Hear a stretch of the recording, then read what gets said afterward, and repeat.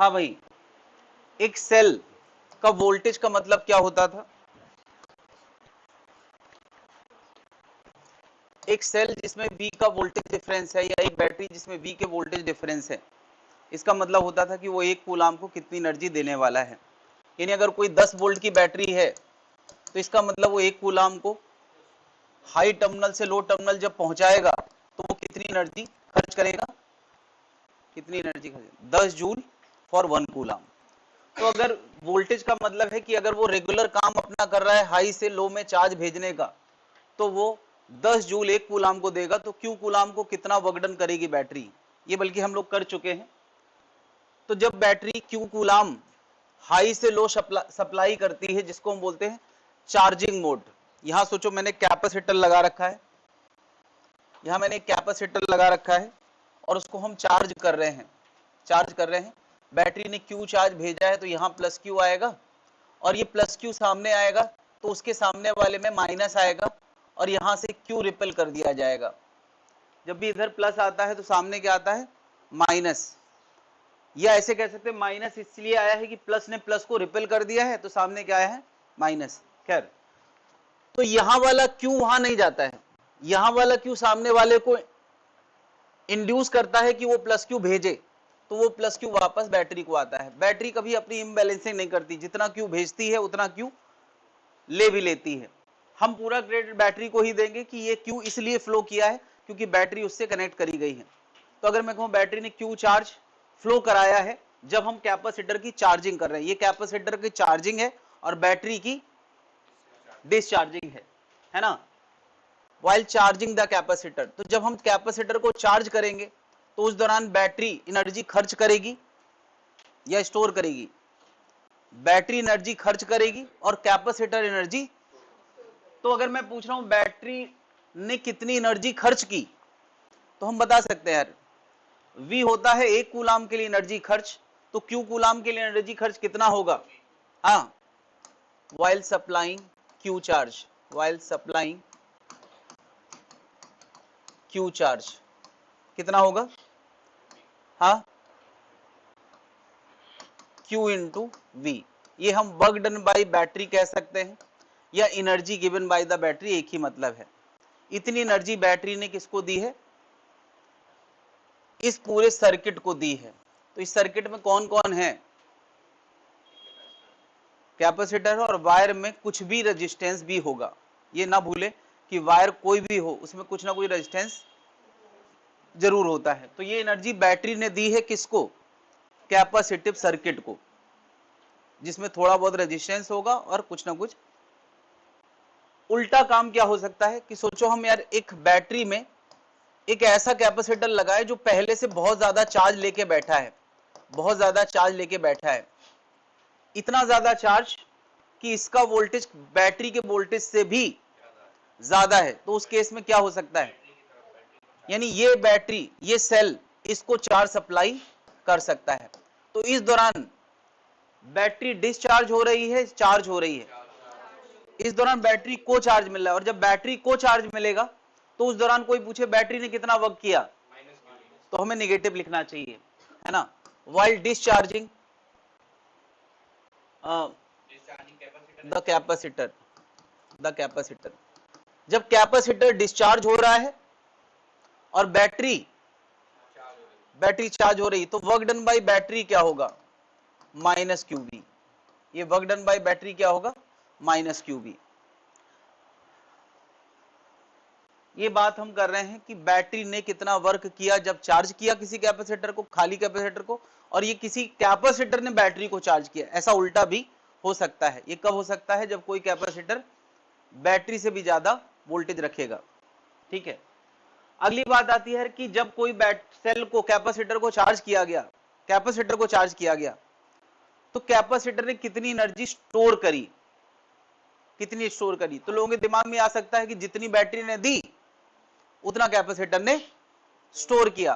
तो ये सही नहीं है, क्योंकि जब कैपेसिटर चार्ज होना स्टार्ट करता है तो वो बैटरी के बराबर वोल्टेज नहीं रखता है, वो धीरे धीरे अपना वोल्टेज बढ़ाता है, जबकि बैटरी शुरू से लेकर आखिरी तक अपना वोल्टेज मेंटेन रखती है। तो इसका मतलब यार एक वोल्टेज मेंटेन रख के चार्ज दिया है तो उसका वर्क QV है, और एक अपना वोल्टेज 0 से लेके V तक बढ़ाएगा तो वो उतना एनर्जी स्टोर नहीं करता है। कितना स्टोर करता है?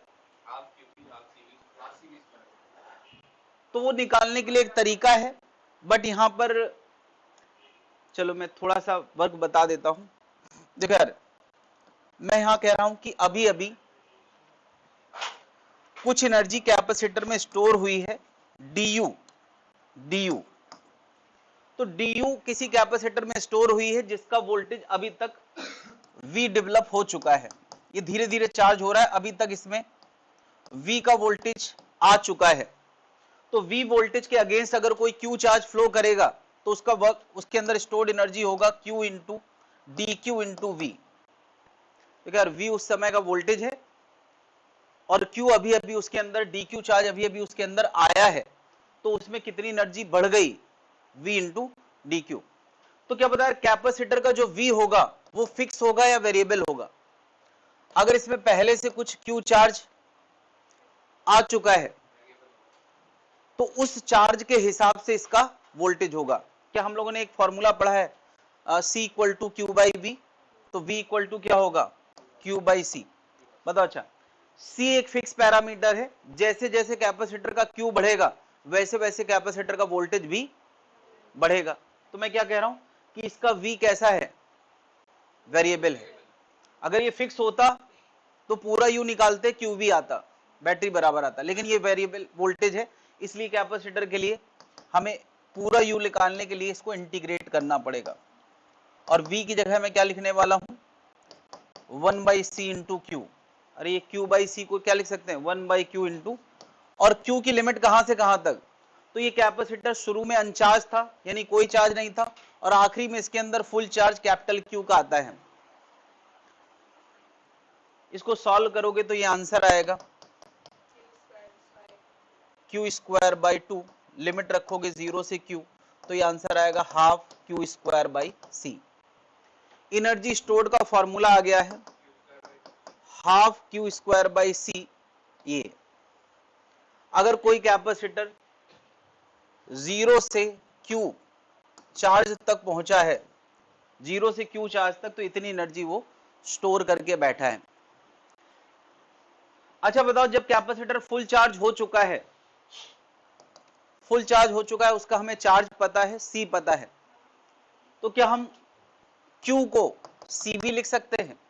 उस वक्त का फुल चार्ज उस वक्त के वोल्टेज से रिलेटेड होगा। ये वोल्टेज तुम बैटरी का भी वोल्टेज कह सकते हो, क्योंकि फुल चार्ज होने के बाद क्या इसका वोल्टेज और इसका वोल्टेज, फुल चार्ज होने के बाद दोनों का वोल्टेज सेम हो जाता है।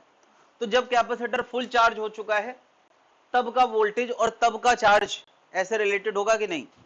मैं यहां पर इस फॉर्मूले में Q को CV लिखने वाला हूं, तो ये फॉर्मूला बन जाएगा हाफ CV स्क्वायर। देख ले जरा, एक C से एक C कट गया तो हाफ CV स्क्वायर बन गया। एक और तरीका है, इसको और तरीके से लिख सकते हैं। क्या बताओ, हम यहां से C को Q बाई V लिख सकते हैं? अगर मैं C को Q बाई V लिखूंगा तो पता है ये क्या आएगा? C को Q बाई V लिखूंगा तो ये आ जाएगा कितना? Half QV। ऑनलाइन वाले सुन पा रहे हैं मुझे? हाँ, तो देखो हमारे एक फॉर्मूला ये आ चुका है और अब एक और फॉर्मूला आ गया है, बल्कि ये फॉर्मूला मैंने इसलिए भी निकाला है क्योंकि यहां तुम देख सकते हो कि बैटरी ने वर्क कितना किया था? QV, कैपेसिटर को फुल चार्ज करने में, और स्टोर कितनी एनर्जी हुई है कैपेसिटर में? Half QV। यानी बैटरी का दिया हुआ आधा कैपेसिटर स्टोर करता है, तो आधा कहां चला जाता है? क्योंकि कैपेसिटर के साथ कुछ ना कुछ रेजिस्टेंस जरूर होगा, उसमें लॉस में चला जाता है। तो ये मैसेज हमें याद रखना है, बल्कि नीचे लिखा है क्या मैंने? As the result says half of the energy given by the battery is stored and half is lost. ये हमें पता चल गया है, हाफ QV स्टोर होता है और हाफ QV। ये लॉस का जो आंसर है वो वायर के रेजिस्टेंस कम हो या ज्यादा हो वो मैटर नहीं करता है। देखो रेजिस्टेंस ज्यादा होगा तो देर तक फ्लो होगा, तो भी लॉस उतना ही होगा, और रेजिस्टेंस कम होगा तो जल्दी तेज फ्लो होगा तो भी लॉस। लॉस का लेना देना रेजिस्टेंस की वैल्यू से नहीं है, क्योंकि आंसर साफ साफ आया है हाफ क्यूबी स्टोर हुआ है, तो इसका मतलब half QB whatever is the condition of resistance उस पर फर्क नहीं पड़ता, हाफ क्यूबी लॉस होगा ही होगा। ठीक है, इसका रेजिस्टेंस से कोई लेन देना नहीं है ना।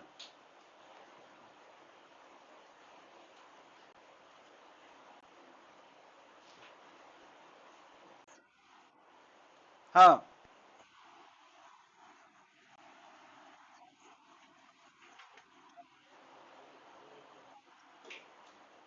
ये, हाँ ये गुड क्वेश्चन। कोई कैपेसिटर अब तक क्यू चार्ज है, सी उसका कैपेसिटेंस है, तो बताओ Q इक्वल टू सी भी होता है, तो V बराबर क्या होगा, Q बाई सी। तो मैं V को Q बाई सी लिख रहा हूं, इसमें कोई दिक्कत है क्या। अब मैं V को Q बाई सी लिखूंगा तो इंटीग्रेशन के बाहर क्या आ जाएगा, 1/c बाहर आ जाएगा, इसलिए। अच्छा तुम्हारा भी ये डाउट था, 1/c बाहर आ गया, Q भीतर रह गया।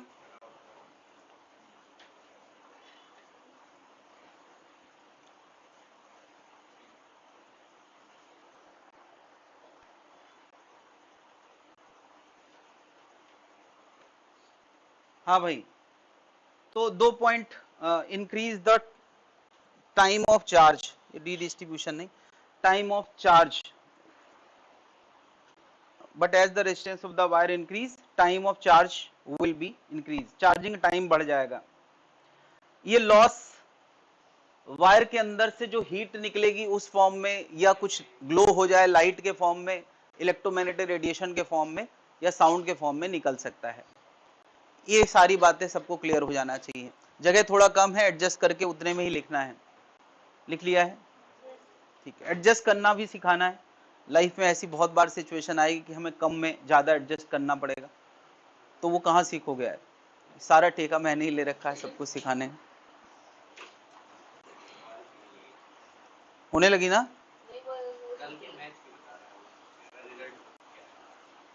कुछ नहीं निकला, कुछ नहीं निकला। हाँ भाई, तो अभी तक हम लोग जो डिस्कशन कर रहे थे एनर्जी वाला,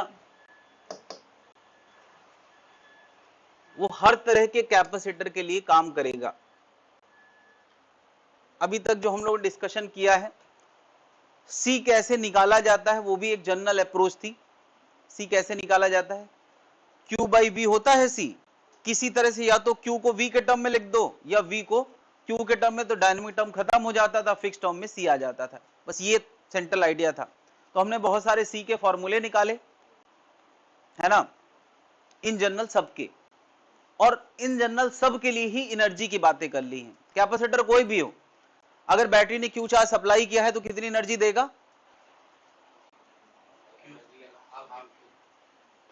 बैटरी ने अगर Q चार्ज सप्लाई किया है तो कितना एनर्जी देगा। तो मैं किसके बारे में बात कर रहा हूं, अरे भाई कैपेसिटर, बैटरी ने Q चार्ज दिया तो कितनी एनर्जी देगा, Q भी देगा। और कैपेसिटर कितना स्टोर करेगा, हाफ Q भी। कैपेसिटर कोई भी हो, लेकिन अब हम अपना डिस्कशन थोड़ा लिमिट करने वाले हैं। आगे का डिस्कशन हमारा पैरेलल प्लेट कैपेसिटर के लिए होने वाला है। अगर क्वेश्चन में कुछ ना लिखा हो तो बाय डिफॉल्ट तुम मन में क्या लाओगे, पैरेलल प्लेट कैपेसिटर, क्योंकि सबसे इजी डिस्कशन किसका होता है, पैरेलल प्लेट। जब टॉपिक में बहुत सारे मैसेज किसी को देना होते हैं, है ना, और वो मैसेज ज्यादा इंपॉर्टेंट है, तो हमेशा इजी चीज का सहारा लिया जाता है एग्जाम्पल के तौर पे। तो हमने यहाँ पर एग्जाम्पल के तौर पे हमेशा क्या मन में सोचा है, पैरेलल प्लेट कैपेसिटर, और उसके जरिए हम बहुत सारी और बातें कैपेसिटर के लिए करेंगे। हालांकि जो हम चीजें करेंगे वो सबके साथ हो सकती हैं, क्या वो सिलेंड्रिकल कैपेसिटर के साथ भी हो सकती हैं, कॉन्सेंट्रिक के साथ भी हो सकती हैं, लेकिन फैशन नहीं है उन पे ये सारी बातें करने का। ठीक है, वो फिर तुम्हारी समझदारी पे बात आ जाएगी, तुम लोग सोच पाते हो कि नहीं। ठीक है, तो मैंने पिछली क्लास में बताया था कोई भी दो प्लेटें जिनके बीच का गैप D, अगर डी बहुत स्मॉल है, ये फासला बहुत स्मॉल है, तो हम उसको पैरेलल प्लेट कैपेसिटर कह सकते हैं। चाहे वो ट्राइंगुलर प्लेट हो, चाहे डिस्क नुमा हो, चाहे वो रेक्टेंगुलर हो, चाहे स्क्वायर हो, बस इंपॉर्टेंट क्या है कि दोनों के बीच का फासला बहुत कम होना चाहिए। ठीक है, तो हमारी जो भी मैथ्स पिछली क्लास में आई है, जिन जिन चीजों को लेके, वो सब काम करेगी। किन किन चीजों को लेके हमने कैपेसिटर में बात करी है? पैरेलल प्लेट कैपेसिटर में इलेक्ट्रिक फील्ड के उनके बीच में कैपेसिटेंस की बात करी है। वो बातें, कुछ बातें मैं पुराना फिर से रिपीट कर रहा हूं। देखो, अगर एक capacitor capital Q minus Q का चार्ज रखता है, तो उसके बीच में किसी पी पॉइंट पर इलेक्ट्रिक फील्ड क्या होगी? हमने क्या पढ़ा है? एक प्लेट की वजह से Q by two epsilon not, और दूसरे निगेटिव की वजह से भी, हाँ चलो, sigma by two epsilon not एक की वजह से, sigma by two epsilon not दूसरे की वजह से, और दोनों ही एक तरफ हैं। पॉजिटिव भी राइट फोर्स दे रहा है और निगेटिव भी राइट फील्ड दे रहा है। तो ले देखिए यार, इलेक्ट्रिक फील्ड कितनी आती थी? Sigma by epsilon not. Sigma को हम क्या लिख सकते हैं? क्यू बाई ए। तो ये इलेक्ट्रिक फील्ड का फॉर्मूला था, पिछली क्लास में हम लोग लिख चुके हैं, एक बार बस और सीधे फॉर्मूला लिख सकते हैं। इलेक्ट्रिक फील्ड का फॉर्मूला आ गया है। ठीक है,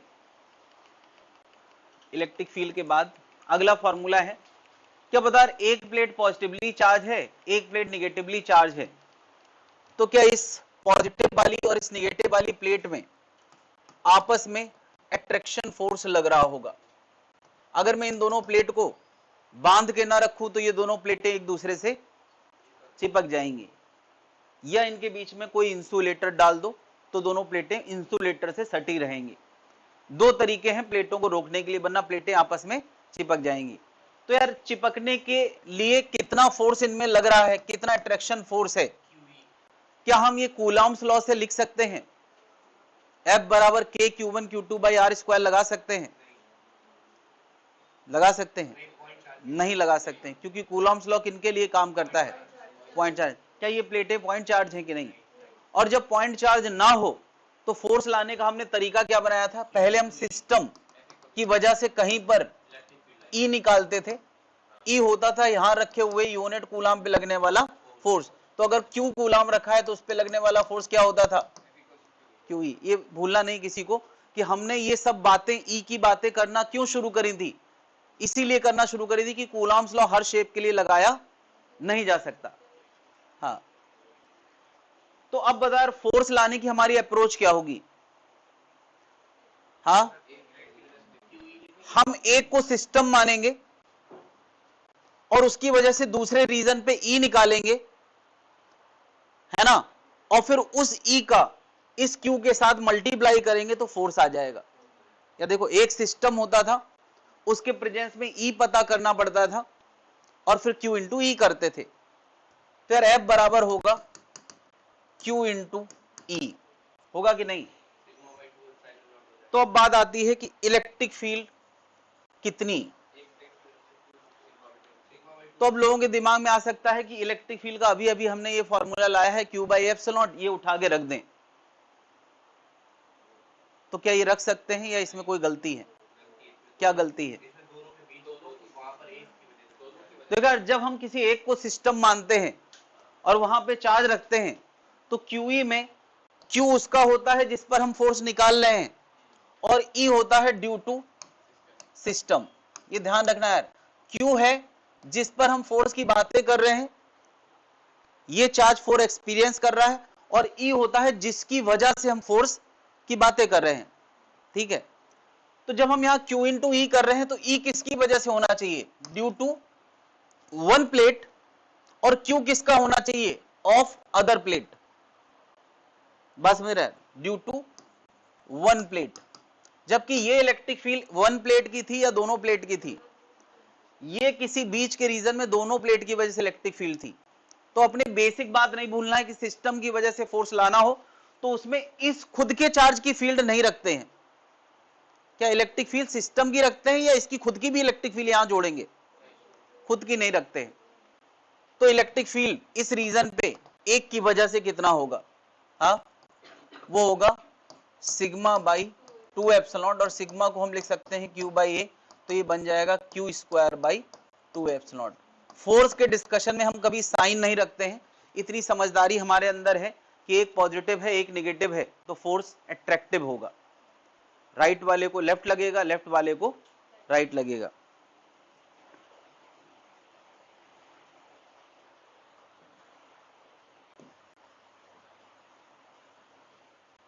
यहां मैंने और साफ साफ लिखा है,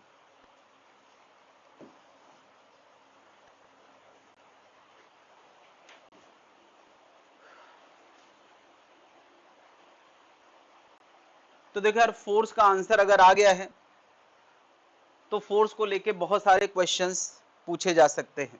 जैसे जैसे कोई पूछे यार कि एक एजेंट हमने यहां लगाया है जो इस प्लेट को पकड़ के रखा है ना, तो बताओ एजेंट को कितना फोर्स लगाना पड़ रहा होगा। तो सीधी सी बात है, क्या ये प्लेट इस प्लेट को पीछे फोर्स लगा रही है ना, वो पता है। तो क्या बताओ जितना ये अट्रैक्शन वाला फोर्स है ये वाला, उतना ही एजेंट को लगाना पड़ेगा, तभी तो ये प्लेट रुकी रहेगी। कोई पूछे बताओ यहां धागे से बांधा गया है, इसका टेंशन कितना होगा, तो क्या फोर्स इसको लग रहा होगा तो इसको नहीं लग रहा होगा क्या? ऐसा हो जाए तो न्यूटन का थर्ड लॉ फेल हो जाएगा। इसकी वजह से इस पर फोर्स आया है तो इसकी वजह से इस पर भी आया होगा, भले भले हमने सोचा एक ही के बारे में, न्यूटन का थर्ड लॉ फेल। तो इसको फोर्स लेफ्ट लग रहा है तो लेफ्ट वाली प्लेट को कहां लग रहा होगा, राइट। तो जितना लग रहा होगा दोनों बराबर ही होगा। कोई पूछे इस जगह पर टेंशन कितना होगा, तो वो टेंशन उसी फोर्स के बराबर होगा। उसका भी आंसर क्या लिखोगे, क्यू स्क्वायर बाई 2 एप्सिलॉन। और एजेंट का फोर्स भी कितना लिखोगे, क्यू स्क्वायर बाई, है ना। ये हम यहां पर एक बात तो करें, ये एक दूसरे को अट्रैक्ट करेंगे न्यूटन के थर्ड लॉ से। दूसरी बात, अगर ये प्लेट रुकी है तो आगे वाला और पीछे वाला इक्वल होगा न्यूटन के फर्स्ट लॉ से। अगर कोई चीज रुकी है तो आगे वाला पीछे वाला बराबर होगा न्यूटन के, यार ये बहुत क्लियर रहना कब मैं फर्स्ट लॉ लगा रहा हूं। ये प्लेट रुकी है तो धागे का टेंशन राइट वाले के बराबर होगा न्यूटन के फर्स्ट लॉ के हिसाब से। क्या जनता समझ पा रही है? तो टेंशन का आंसर भी इतना ही होगा। कोई दिक्कत है यार? इसके अलावा यार हम लोगों ने इस प्लेट के कैपेसिटेंस की बात करी थी। कैपेसिटेंस की, तो कैपेसिटेंस क्या होता है, Q बाई वी। हम एक बार फिर से शुरू से बात कर लेते हैं। क्या कैपेसिटेंस का basic definition Q by V थी। अब हम किसी तरह से डायनेमिक टर्म खत्म करना चाहते हैं। Q और V डायरेक्टली प्रोपोर्शनल होते हैं। अगर हम इनको डायरेक्टली प्रोपोर्शनल वाले लुक में ला पाए, V को Q के टर्म में या Q को V के टर्म में, तो C आ जाएगा कि नहीं। तो हम क्या करने वाले हैं, इनके बीच का वोल्टेज डिफरेंस लाने वाले हैं। वोल्टेज डिफरेंस कैसे आता था दो प्लेट के बीच का, E इंटू डी करके। और E कौन वाला लेंगे, पूरे वाला या एक वाला। यार यहां एक इलेक्ट्रिक फील्ड है और पोटेंशियल डिफरेंस पूछा, तो एक नया टेस्ट चार्ज दोनों के इफेक्ट में चलेगा। तो लेंगे क्या, Q by A epsilon into D. ये V की जगह आ गया। ये काम हम लोग पिछली क्लास में कर चुके हैं, जनता की मांग पे एक बार फिर से किया गया है। Q से Q कट गया, ये कितना आ गया, ए एप्सिलॉन बाई डी। इतनी बातें हम लोग कर चुके हैं, एनर्जी स्टोर्ड भी कर ही चुके हैं। एनर्जी स्टोर्ड का formula half C B square था, या half Q square by C था, या हाफ क्यू बी था। एक बार फिर से लिख लें, ये फॉर्मूला सबके लिए काम करता है।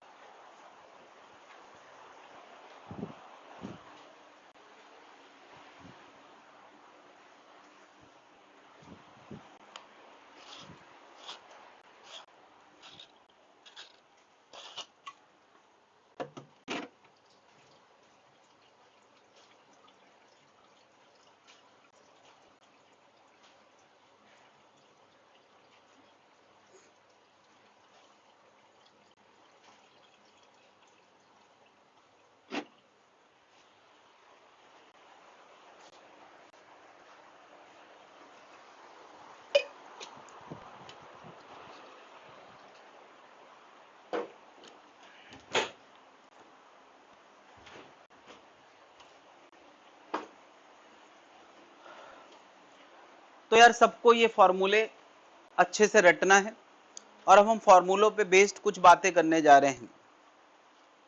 देखिए जरा,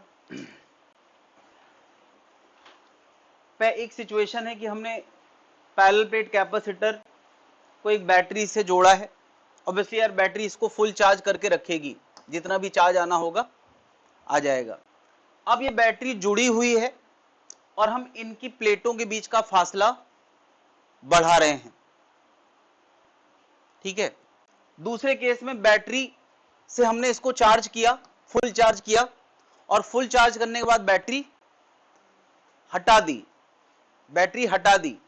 और बैटरी हटा दी और फिर हम इनका फासला बदल रहे हैं।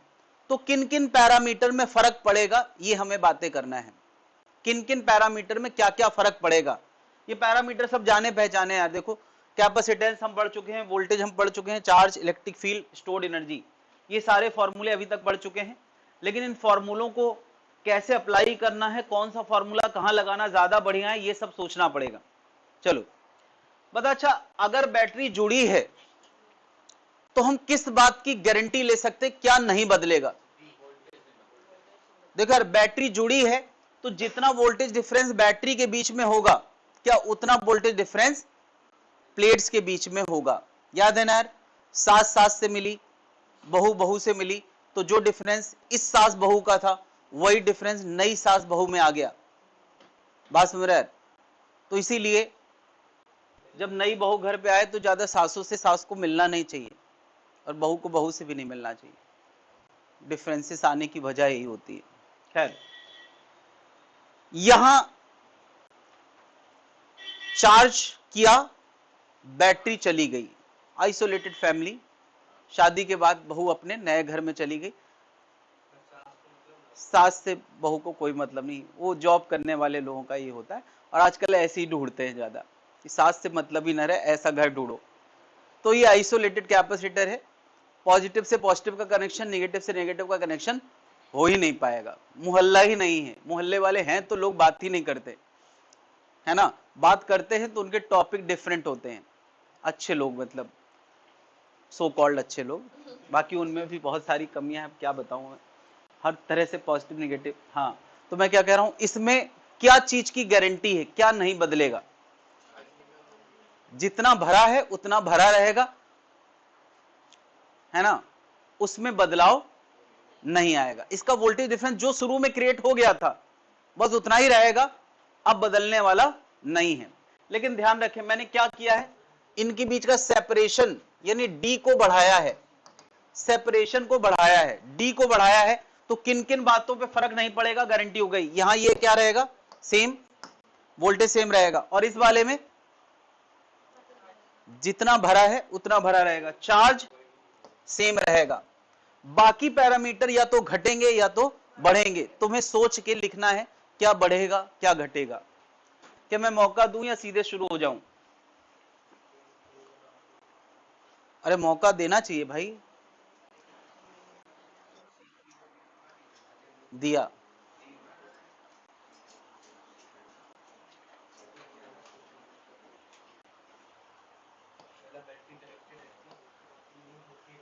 बैटरी जुड़ी है तो वोल्टेज नहीं बदलेगा, बैटरी हटी है तो चार्ज नहीं बदलेगा। दोनों सिचुएशन में क्या बदलेगा, चलो मैं थोड़ी मदद कर देता हूं, रहने दे, यही मैं सुनना चाह रहा था, कोई तो बोले रहने दो। कई बार ऐसा होता है कि कुछ लोग जेब से पैसा इसलिए निकालते हैं कि कोई मना करेगा।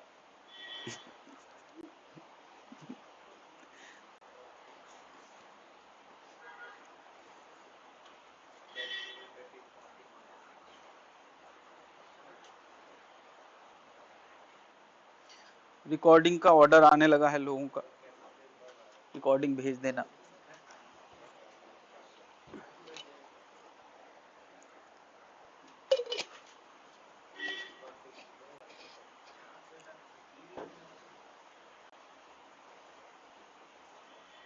हाँ भाई, कैपेसिटेंस का formula epsilon not A by D होता है। कोई ये ना कहे sir capacitance Q by V होता है, क्यों। यहां क्यू और वी के बदलने की बातें सोचना मुश्किल काम है, ये फिक्स पैरामीटर वाला फॉर्मूला से ही फैसला लेना समझदारी है। और यहां डी तो साफ साफ नजर आ रहा है यार, तो डी के बारे में जब बात करी गई है तो ये फॉर्मूला काम करेगा। डी बढ़ाया गया है तो क्या लगता है, अगर डी बढ़ा है, नीचे वाली चीज बढ़ी है, तो सी घटेगा। क्या सी घटने का इस बात से लेना देना है कि बैटरी जुड़ी है या नहीं जुड़ी है? नहीं है। दोनों ही केस में सी डिक्रीज करेगा। कितने लोगों ने ये बात लिख ली है? ठीक है, अभी भी मौका है यार जलील ना होने का, बाकी चीजों में अपना कर्तव्य दिखाएं।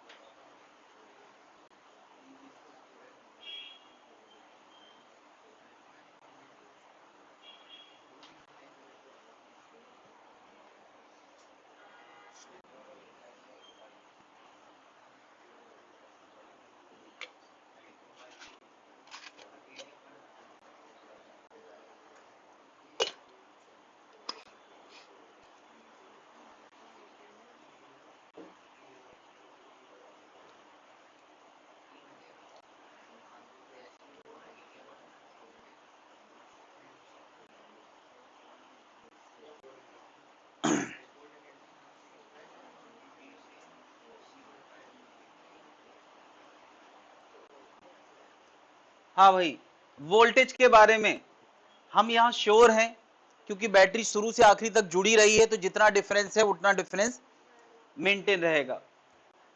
यहां यार वोल्टेज के लिए कैसे फैसला लें? क्या वोल्टेज के लिए फैसला किससे लेना चाहिए? क्या बता रहे? V बराबर हाफ CV स्क्वायर किसका फॉर्मूला है? वोल्टेज Q बाई C से। देखो यार, अभी अभी हमने C के बारे में बात करी है, C घट रहा है, चार्ज सेम है, चार्ज सेम है और नीचे वाली चीज घट रही है, और नीचे वाली चीज घटेगी तो वोल्टेज बढ़ेगा। क्या ये बात समझ में आ गई है? कितनों ने लिख लिया है? ये फैसला लेना पड़ेगा यार खुद से। अगला डिस्कशन, चार्ज के बारे में फैसला लेना है। चार्ज के बारे में कौन से फॉर्मूले से फैसला लेंगे? Q बराबर CV से। V एक जैसा रहेगा, C घट रहा है, ये चीज कम हो रही है और ये चीज कम हो रही है तो Q भी कम होगा। कितनों ने लिख लिया यार? यार ये हर चीज एक क्वेश्चन है, सब कुछ क्वेश्चन के फॉर्म में दिया जा सकता है। इलेक्ट्रिक फील्ड इंटेंसिटी E के बारे में हमारे पास क्या फॉर्मूला है? यार E के एक फॉर्मूला तो E का है, Q by A epsilon not, और एक फॉर्मूला E बराबर V बाई डी। ये याद है यार, V बाई डी। तो किस फॉर्मूले से फैसला लेना ठीक रहेगा? यार इसमें बड़ा अच्छा है, V फिक्स है, V फिक्स्ड है, और D घट रहा है कि बढ़ रहा है? अरे D बढ़ रहा है, D बढ़ रहा है तो इलेक्ट्रिक फील्ड घटेगा। इससे फैसला लेना ठीक रहेगा या इससे? देखो यार, इससे फैसला लेने में क्या बुराई है, ज्यादा सोचना पड़ेगा। देखो यार, E का लेना देना Q से है, Q का लेना देना C से है, और फिर C का लेना देना D से। तो इतने स्टेप दिमाग में होल्ड करना, क्या फैसला तो लिया ही जा सकता है। तुम कहोगे यार बताओ Q के बारे में, Q घट रहा है, क्यों घट रहा है? C घट रहा है, C क्यों घट रहा है? क्योंकि D। तो क्या स्टेप ज्यादा नहीं दिमाग में लग रहे हैं? तो तुम्हें यह पता होना चाहिए कि कब कहां कौन से फॉर्मूले से फैसला लेना ज्यादा बढ़िया है। ज्यादा स्टेप्स अगर तुम सोचोगे तो गलती होने के चांसेस भी बढ़ जाएंगे। ये हमें सीधे आंसर दे रहा है, इसमें मल्टीपल स्टेप्स इन्वॉल्व हो रहे हैं, और 2 स्टेप इन्वॉल्व हो जाए तो समझ लो हैंग होने लगेगा।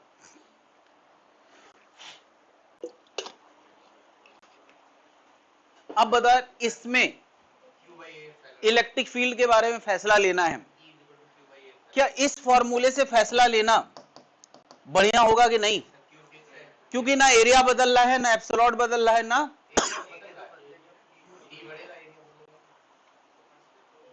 एरिया क्या होता है? एरिया प्लेट का एरिया होता है, और डी बीच का फासला होता है। तो प्लेट खिसकाने पे प्लेट का एरिया क्यों बदलेगा? अरे एरिया तो प्लेट का है, प्लेट को हम छोटा बड़ा कर रहे हैं क्या?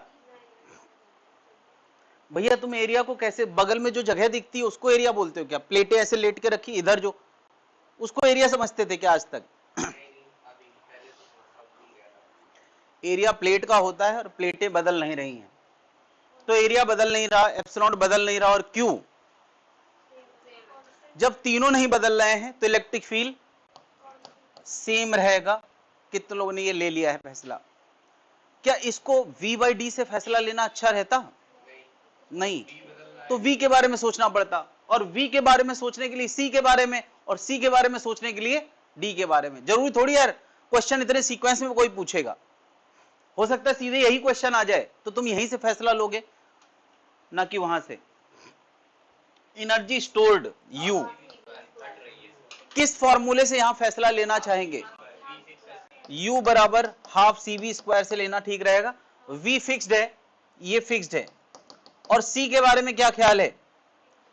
देखो यार, D बढ़ेगा तो C घटेगा, और C घटेगा तो U भी घटेगा, U घटेगा। ये बात समझ में आ गई?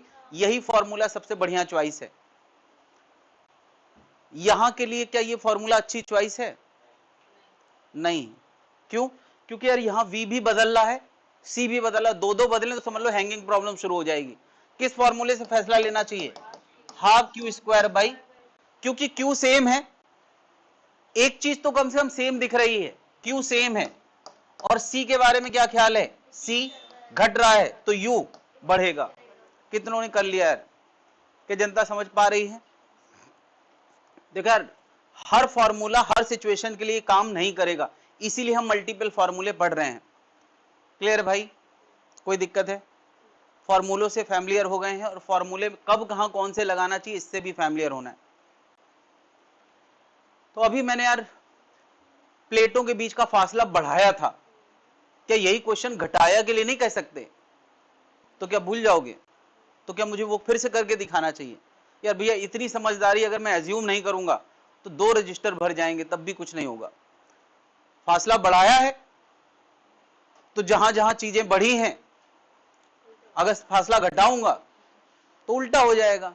इतना समझदारी तो रखना पड़ेगा यार। चलो अब मैं कुछ अलग इफेक्ट की बात कर रहा हूं, फिर से फैसले लेना है। ये एक कैपेसिटर है, पहले खाली था, अंदर से कुछ नहीं भरा था, और अभी इसमें मैंने क्या भर दिया है? डाइलेक्ट्रिक, बैटरी जुड़ी है। पहले खाली था, मैंने क्या भर दिया है? डाइलेक्ट्रिक, बैटरी हटी है। फिर से यार एक में बैटरी जोड़ के रखा है, मतलब क्या नहीं बदलेगा? कुछ भी कर लो, हाँ क्या नहीं बदलेगा? V नहीं बदलेगा। एक में बैटरी हटी है तो क्या नहीं बदलेगा? अरे यार ये तो बोलो कम से कम, बैटरी नहीं जुड़ी है तो जितना चार्ज पहले कभी डाल दिया उतना चार्ज सेम रहेगा। अच्छा, डाइलेक्ट्रिक भरने से सीधे सीधे पहले क्या बात कर सकते, क्या तुरंत बदल जाएगा? चलो कैपेसिटेंस बदल जाएगा। यहां भी चलो, क्या बढ़ेगा क्या घटेगा क्या सेम रहेगा, यहां फिल करना है सबको, दिमाग लगाना है कौन सा फॉर्मूला लगाया जाए। अच्छा एक और चीज, जहां एप्सिलॉन होता है वो कितना बन जाता है? एप्सिलॉन के। यही मेन आइडिया है डाइलेक्ट्रिक का। डाइलेक्ट्रिक का आइडिया क्या है? कि जहां एप्सिलॉन होता था वहां एप्सिलॉन के आ जाएगा।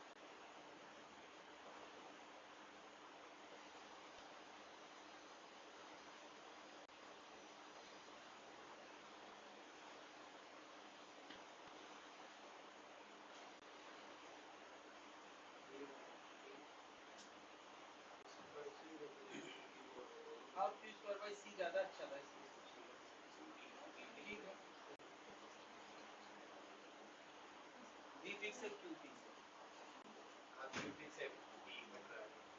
तो देखिए कैपेसिटेंस का फॉर्मूला होता है एप्सिलॉन A by D। तो एप्सिलॉन A by D बदल के क्या हो जाएगा? हाँ, epsilon K A by D। तो क्या हम कह सकते हैं ये K टाइम्स हो जाएगा, K टाइम्स हो गया ये तो। अच्छा K टाइम्स हुआ है इसके लिए, तो इसके लिए भी इसमें कोई अंतर थोड़ी है भाई। कैपेसिटर का फॉर्मूला अरेंजमेंट डिपेंडेंट होता है, डाइलेक्ट्रिक अरेंजमेंट डिपेंडेंट होता है। बैटरी जुड़ी है या नहीं जुड़ी उससे उसका कोई लेन देना नहीं। क्या पहली लाइन समझ में आ गई? कितनों ने कर लिया? पहला पहला तो होना ही चाहिए, मतलब इसमें भी हाथ नहीं उठा रहे। चार्ज के बारे में क्या ख्याल है? यहाँ किस फॉर्मूले से फैसला लोगे? Q बराबर CV से फैसला लेना सही रहेगा। क्यों? क्योंकि V के बारे में हम श्योर हैं कि V कैसा रहेगा, फिक्स्ड रहेगा, सेम रहेगा। और C K टाइम्स हुआ है तो Q भी बढ़ जाएगा, बल्कि हम साफ साफ लिख सकते हैं K टाइम्स हो जाएगा, बिकम K टाइम्स। इस केस में Q सेम रहेगा, हम पहले लिख चुके हैं। इस केस में वोल्टेज सेम रहेगा। इस केस में वोल्टेज का फैसला किस फॉर्मूले से लेना सही है? हाँ, वोल्टेज का फैसला किस फॉर्मूले से लेना सही है? V equal to Q by C। सही है, Q सेम रहेगा और C K टाइम्स बढ़ गया है, तो V के बारे में क्या ख्याल है? कम हो जाएगा। कितना निकल लिया है? जिन्होंने नहीं किया है थोड़ा स्पीड बढ़ाएं अपने सोचने की। इलेक्ट्रिक फील्ड के लिए कौन सा फॉर्मूले से फैसला लेना ठीक रहेगा? यार एक फॉर्मूला है Q बाई A एप्सिलॉन और एक है V बाई D। किससे फैसला लेना ठीक रहेगा? यार V बाई D से लेना तो सबसे बढ़िया है। V भी फिक्स्ड है और D भी फिक्स्ड है, तो इसका मतलब इलेक्ट्रिक फील्ड भी फिक्स रहेगी। सबसे बढ़िया है, दोनों चीजें फिक्स हैं। यहां से फैसले लेने में हमें दो चीजें सोचना है। देखो यार, नया Q हो जाएगा K टाइम्स Q, नया Q K टाइम्स, और नीचे एक एप्सिलॉन K आएगा, तो K कट जाएगा। अरे देखो यार, Q अभी अभी पढ़ चुके हो, K टाइम्स हो जाएगा। तो अगर Q K टाइम्स हो जाएगा और एप्सिलॉन के बगल में K आने वाला है, तो इलेक्ट्रिक फील्ड वही रहेगा कि नहीं? किससे फैसला लेना ज्यादा आसान था? इससे फैसला लेना ज्यादा आसान था। ऐसा नहीं कि इससे सोच नहीं सकते, मगर सोचने के लिए तुम्हें सोचना पड़ेगा Q K का क्या हुआ, Q का क्या हुआ। और Q का भी इतनी जल्दी नहीं सोचोगे, C का क्या हुआ, तब तुम्हें समझ में आएगा Q K टाइम्स हुआ है, नीचे एप्सिलॉन K टाइम्स हुआ है, तो K cancel, electric field same रहेगा। इससे मैं किसी को सलाह नहीं दूंगा फैसले लेने के लिए, तुम्हें पता होना चाहिए क्यों नहीं करना, और अगर आगे बढ़ जाओ तो फिर एंड तक पहुंचाओ उसको। हाँ भाई, E का फैसला किस फॉर्मूले से लेना ठीक रहेगा? हाँ करेक्ट, Q बाई एप्सिलॉन से फैसला लेना ठीक है, क्योंकि Q कितना हो गया है? नहीं, Q फिक्स है, सॉरी Q फिक्स है, और नीचे क्या आ जाएगा? Epsilon K। तो पहले जितनी इलेक्ट्रिक फील्ड थी, अब जो इलेक्ट्रिक फील्ड है वो डिक्रीज कर गई कि नहीं? K टाइम्स का फैक्टर नीचे आ गया है। कितनों ने कर लिया है? अगला वाला, एनर्जी स्टोर्ड का फैसला किस फॉर्मूले से करोगे? हाफ CV स्क्वायर सही रहेगा, हाफ CV स्क्वायर। क्यों? V फिक्स है और C बढ़ गया है K टाइम्स, तो U भी बढ़ जाएगा K टाइम्स, ये इंक्रीज हो जाएगा K टाइम्स। यहाँ किस फॉर्मूले से फैसला लेना चाहेंगे? Half Q square by C, और C क्योंकि बढ़ गया है तो U घट जाएगा। कितनों ने कर लिया है? क्या बात समझ में आ गई है? देखो यार, इस क्वेश्चन को कराने का मेरा मकसद था कि तुम ये तो सीखो ही बढ़ना घटना, इसके अलावा ये फॉर्मूले भी तुम्हें थोड़ा अपने से लगने लगे। जब हम थोड़ा यार बातचीत कर लेते हैं, फॉर्मूलों से मुलाकात कर लेते हैं, उन पे कुछ एक्शंस करते हैं, तो लगता है कि अब ये चीजें हमसे हो जाएंगी, थोड़ा सा मतलब इजी लगने लगता है। तो थोड़ा थोड़ा इन हो गए हैं हम लोग टॉपिक में। तो हम लोग एक बड़ा न्यूमेरिकल करने वाले हैं, तो और ज्यादा हम कंफर्टेबल हो जाएंगे।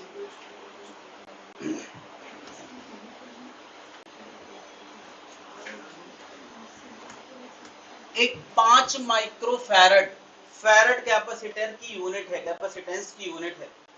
माइक्रो लग गया मतलब क्या हो गया, वेरी गुड, म्यू उसका सिंबल है माइक्रो का, उसकी वैल्यू कितनी है 10⁻⁻6। तो इसका मतलब ये हो गया 5 × 10⁻⁻6 फैरड, ऐसे लिख देंगे फैरड, है ना, क्लियर है।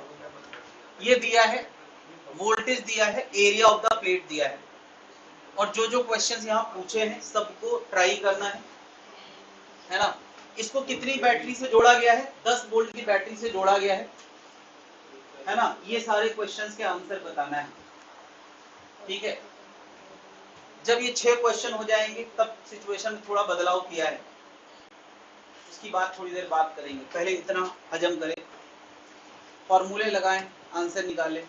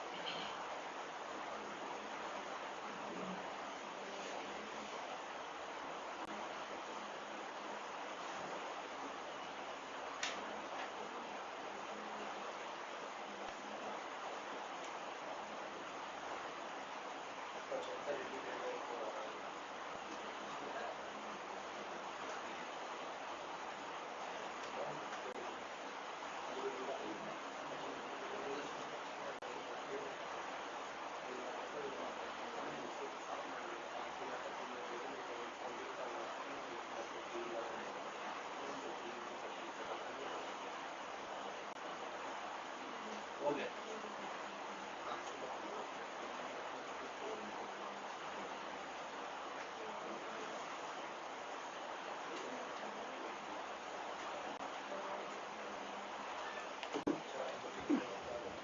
हाँ भाई, चार्ज ऑन द कैपेसिटर, कौन सा फॉर्मूला लगाएंगे,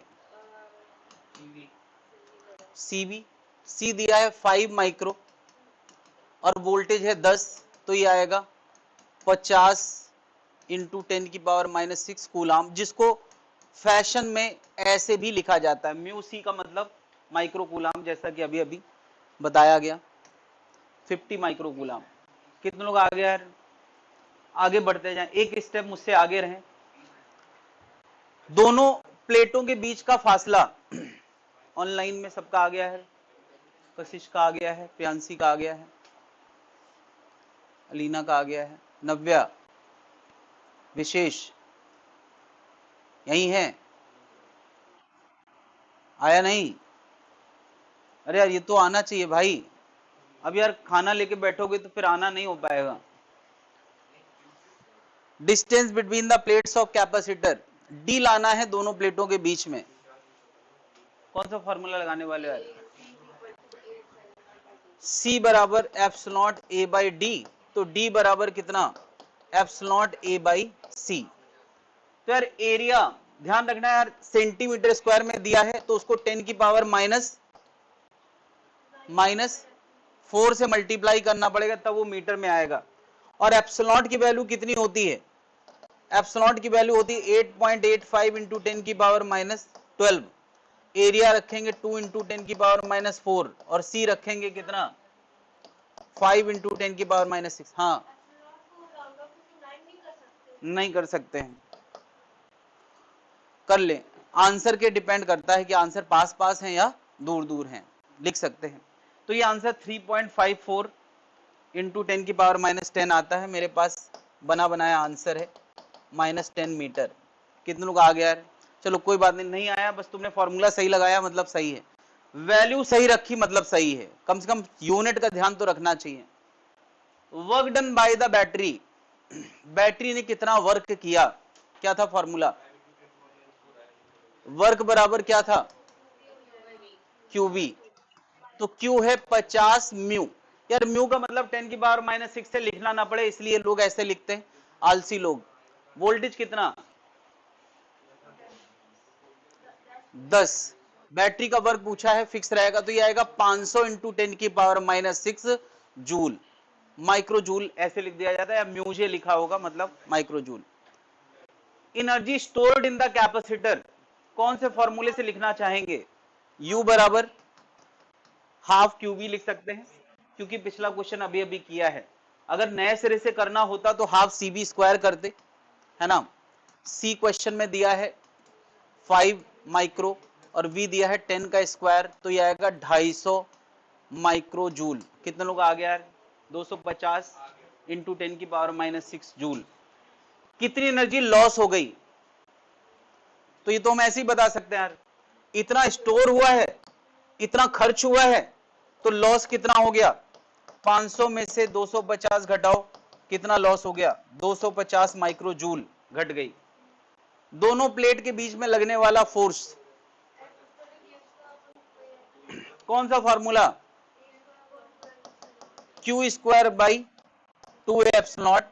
मैं आंसर बता देता हूं यार, 7 इंटू लगभग आ रहा है 7 इंटू 10 की पावर 5 न्यूटन।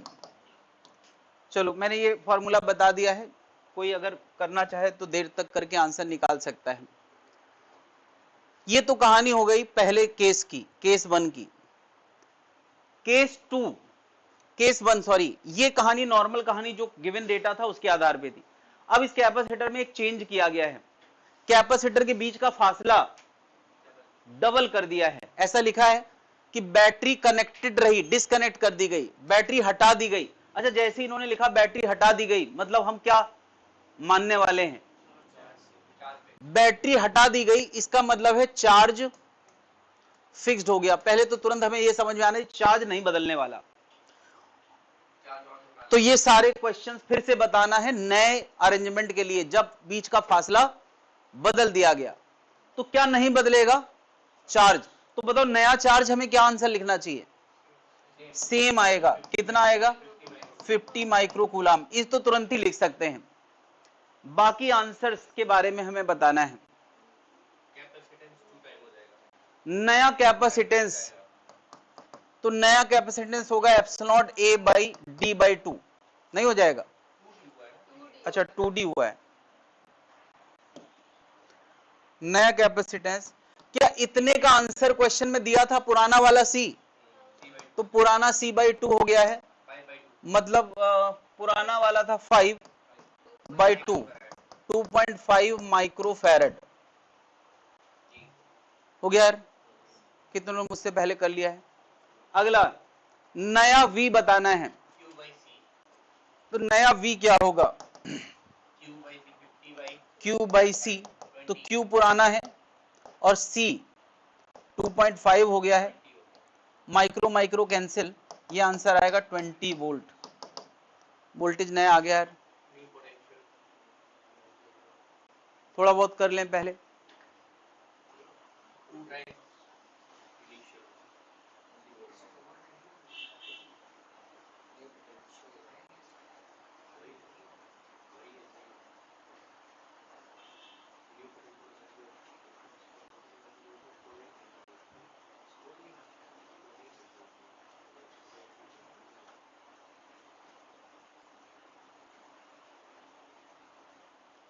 नया पोटेंशियल एनर्जी, कौन सा फॉर्मूला लगाना चाहेंगे? हाफ C है 2.5 V 20 का स्क्वायर। वैसे तो half Q square by C भी बुरा नहीं था। तो ये कितना आ गया? 2.5 इंटू 400/2 यानी 200, तो ये आ रहा है 500 माइक्रो जूल। स्टोर्ड एनर्जी अब 500 माइक्रो जूल आ गई है, जब किसी ने इन प्लेटों का फासला 2D कर दिया है, फासला किसी ने खींच के बड़ा कर दिया है। क्वेश्चन में लिखा है इंक्रीज इन पोटेंशियल एनर्जी, कितनी पोटेंशियल जी बढ़ गई? तो बाद में बढ़ गई, और शुरू में कितनी थी इनिशियल? तो कितनी बढ़ गई?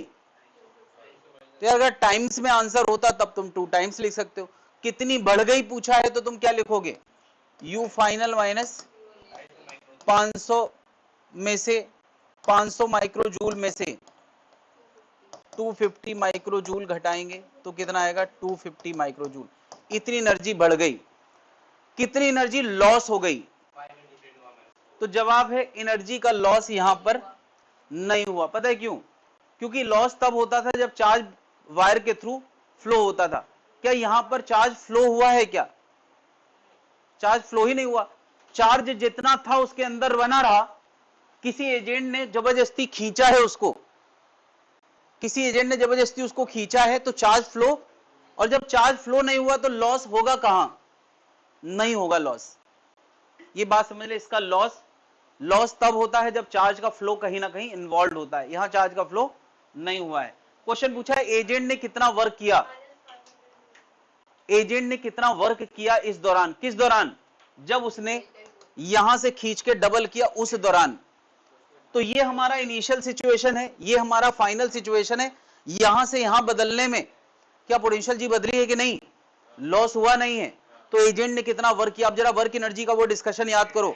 जब भी वर्क डन पूछा जाए रेस्ट से रेस्ट, तो वर्क डन रेस्ट से रेस्ट क्या होता है, वर्क डन रेस्ट से रेस्ट डेल्टा यू, यानी जितनी स्टोर्ड एनर्जी बदली वो किसने बढ़ाई है, एजेंट ने।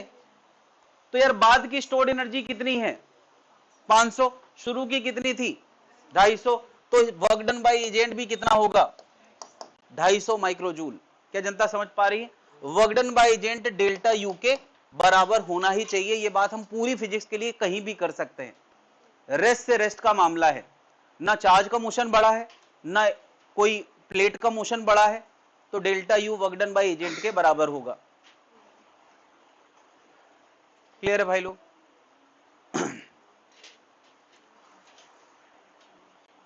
तो क्या अभी हम फॉर्मूलों के और क्लोज आ गए हैं।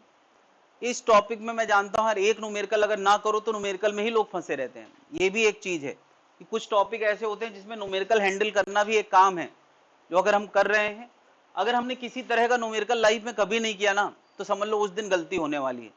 गलती तब होती है जब एक साथ उतनी सारी नई चीजें आ जाती जो तुमने पहले कभी नहीं करी। एक आध नई चीज आती है तो तुम हैंडल कर सकते हो, तुम्हारी बैंडविड्थ में थोड़ी जगह होती है कि तुम नई चीजों को एक्युमुलेट कर लेते हो। लेकिन 4-6 नई चीजें आ जाती हैं तो तुम उसको हैंडल, या तो तुम यूनिट में गलती कर दोगे, या तो तुम एप्सिलॉन नॉट रिकॉल करने में गलती कर दोगे, या तो सॉल्विंग करने में गलती कर दोगे। हमारे दिमाग में जितना प्रैक्टिस मोड शामिल हो जाए उतना बढ़िया है। नई चीजों के लिए थोड़ा सा स्पेस बचा के रखो। ऐसा नहीं कि सब कुछ नया तुम एग्जाम में ही हैंडल कर लोगे, नहीं हो सकता ये। जितना तुम आदत में ले आओगे वो तुम्हारा पक्का हो गया, और जितना नई चीज आएंगी वो तुम्हारा भगवान भरोसे होगा। अगर 10 नई चीज आ गई तो हो सकता है तुम्हारी 5 गलत हो जाए, 5 ही सही हो जाए, है ना। और अगर तुम्हारा सब कुछ प्रैक्टिस में है और 90% प्रैक्टिस वाला आ गया तो 90% तुम्हारा उसमें एक्यूरेसी बहुत बढ़िया होगी। अगर 90% आया तो 80% मार्क्स तो उसमें आ ही जाएंगे। लेकिन जो 10% नया आया है उसमें तुम्हारा 5% सही होगा यार, क्योंकि नया हैंडल करना थोड़ा सा टफ काम होता है। तो जितना ज्यादा तुम प्रैक्टिस में ले आओ उतना बढ़िया है। और प्रैक्टिस में अलाओगे कैसे यार, क्वेश्चन क्वेश्चन एंड क्वेश्चन, जितने ज्यादा कर सको उतने ज्यादा करो, अपना बैलेंस बना के, सारे सब्जेक्ट का बैलेंस बनाते हुए।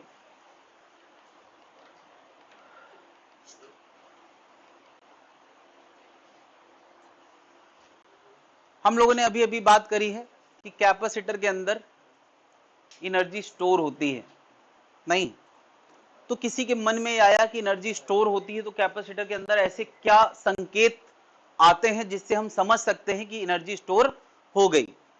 तो एक सीधा संकेत तो यह है कि कैपेसिटर चार्ज होता है, जितना ज्यादा चार्ज होता है उतना ज्यादा उसके अंदर एनर्जी स्टोर होती है। तो ये एक फिजिकल एविडेंस है, कितना ज्यादा चार्ज उतना ज्यादा एनर्जी। एक ऐसा भी एविडेंस है जो फिजिकल ना हो के फील्ड वाला एविडेंस है, फील्ड वाला इन्फ्लुएंस है। अगर बताओ कैपेसिटर का हम चार्ज बढ़ाते हैं तो उसके बीच की इलेक्ट्रिक फील्ड भी, क्या चार्ज बढ़ना इज सेम एज एनर्जी बढ़ना, तो इलेक्ट्रिक फील्ड बढ़ना is also same as energy बढ़ना। चार्ज अगर एनर्जी का इंडिकेटर हो सकता है तो इलेक्ट्रिक फील्ड भी एनर्जी का तो हम एनर्जी को इस नजरिए से देख रहे हैं। किस नजरिए से? कि जैसे जैसे इलेक्ट्रिक फील्ड बढ़ेगी वैसे वैसे उस सिस्टम के अंदर स्टोर्ड एनर्जी बढ़ेगी। हमने अभी तक जो फॉर्मूला लाया है, दो लाए हैं, चार्ज डिपेंडेंट, वोल्टेज डिपेंडेंट। नहीं, अरे क्या यू का फॉर्मूला हमने क्या पढ़ा है? Half CV square half Q square by C. Obviously यार V बदलेगा। ऐसे सोचो, अगर मैं इस पे जोड़ने वाली बैटरी का वोल्टेज बढ़ाऊंगा तो चार्ज बढ़ेगा, चार्ज बढ़ेगा तो इलेक्ट्रिक फील्ड बढ़ेगा, सब एक दूसरे से रिलेटेड है। V बदलेगा तो Q बदलेगा। तो हम कैपेसिटर की अंदर की बातें, क्या बैटरी लगी है, क्या चार्ज है, इन पे जाए बिना केवल इलेक्ट्रिक फील्ड महसूस करके एनर्जी स्टोर्ड बता पाए, ऐसा हम फॉर्मूला बनाना चाहते हैं। ऐसा फॉर्मूला बनाना चाहते हैं, फील्ड बताओ एनर्जी आ जाए, ऐसा फॉर्मूला। तो इस फॉर्मूले में हम जबरदस्ती E की एंट्री कराने वाले हैं, E की।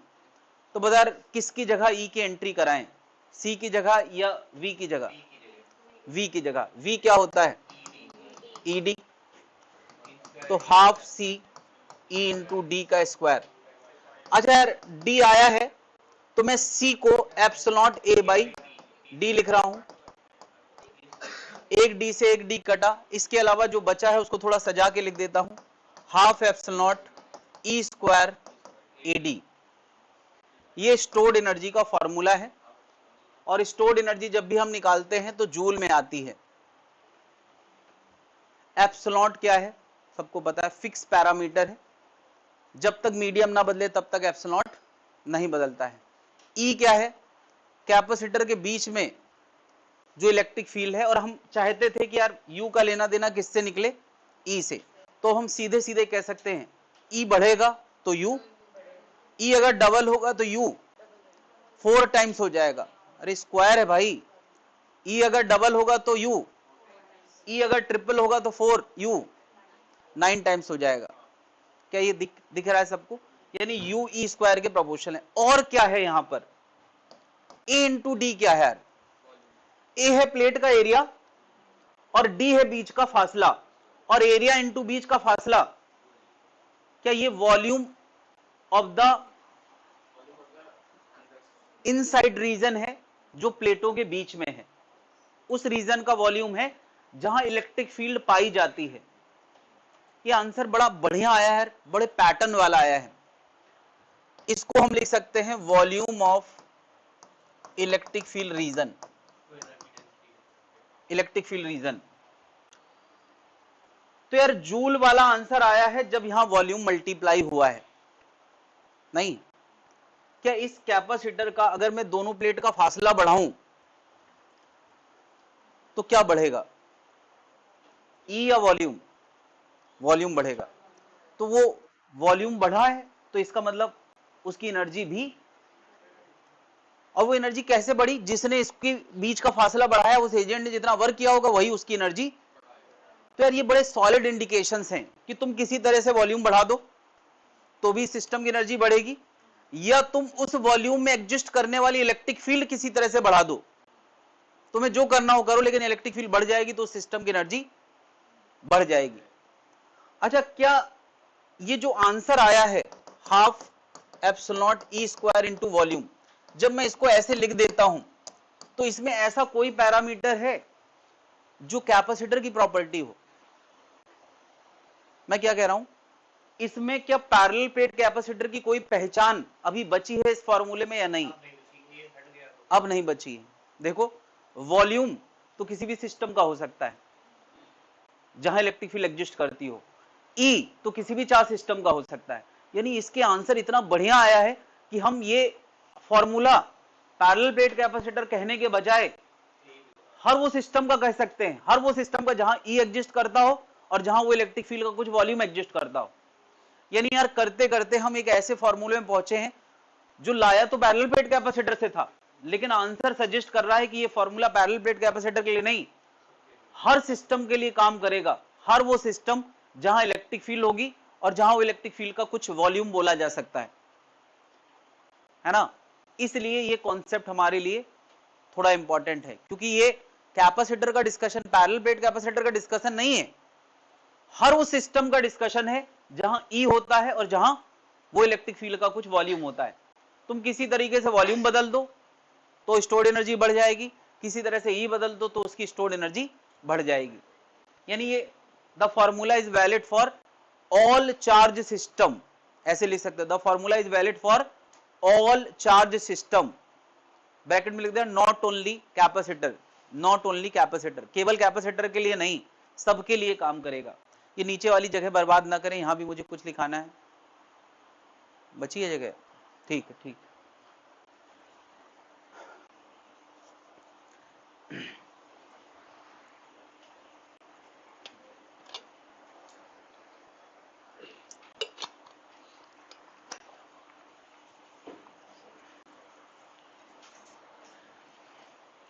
देखा यू का फॉर्मूले में दो चीजें हैं, एक ये चीज है जो सिस्टम की इलेक्ट्रिक फील्ड से रिलेटेड पैरामीटर है, और एक है उस सिस्टम का इलेक्ट्रिक फील्ड कितने वॉल्यूम में एग्जिस्ट करता है। तो इस फॉर्मूले को फर्दर हम और छोटा कर रहे हैं, हम u बाई वी का आंसर ला रहे हैं, और इस u बाई वी को हमने नाम दिया है एनर्जी डेंसिटी। अरे जैसे charge per unit volume charge density होता था, मास per unit volume mass density होता था, ऐसी energy per unit volume energy density है। यानी अब ये जूल वाली चीज नहीं है, अब ये जूल पर मीटर क्यूब वाली चीज है। और जब हम U से वॉल्यूम डिवाइड करेंगे तो जरा बताओ ये फॉर्मूला क्या आ जाएगा, हाफ एप्सिलॉन ई स्क्वायर, है ना। और अब जो आंसर आया है ये तो वॉल्यूम से भी इंडिपेंडेंट आया है, मतलब अगर हमें किसी रीजन की वॉल्यूम चार्ज डेंसिटी चाहिए, सॉरी एनर्जी डेंसिटी चाहिए, तो बस इलेक्ट्रिक फील्ड पता हो हम एनर्जी डेंसिटी। अच्छा ये क्यों डिफाइन कर रहे हैं, फिजिक्स में जब जब पर वाली डेफिनेशन आती है तो उसका मेन मकसद यही होता है कि अगर पर यूनिट वॉल्यूम का एनर्जी ये है तो किसी भी वी वॉल्यूम का एनर्जी क्या हो जाएगा, यानी अगर मुझे यू कभी दोबारा लाना पड़ा तो स्मॉल यू में, स्मॉल यू क्या है पर यूनिट वॉल्यूम की एनर्जी, अगर हमें वी वॉल्यूम की एनर्जी लाना है तो क्या उसके साथ वी मल्टीप्लाई कर दो तो क्या आ जाएगा, जूल वाला यू आ जाएगा। अगर मुझे जूल पर मीटर क्यूब वाला स्मॉल यू पता है, उसकी मदद से क्या करना पड़ेगा, यू के साथ वी मल्टीप्लाई करना पड़ेगा। इसी पर्पस के लिए हमने ये नया टर्म डिफाइन किया है। फिजिक्स में जब जब पर वाली डेफिनेशन आती है तब तब मल्टीप्लाई वाला फॉर्मूला जरूर आता है। यू क्या होता है, पर यूनिट वॉल्यूम की एनर्जी, तो वी वॉल्यूम की एनर्जी क्या हो जाएगी। क्या जनता समझ पा रही है, हाँ या ना।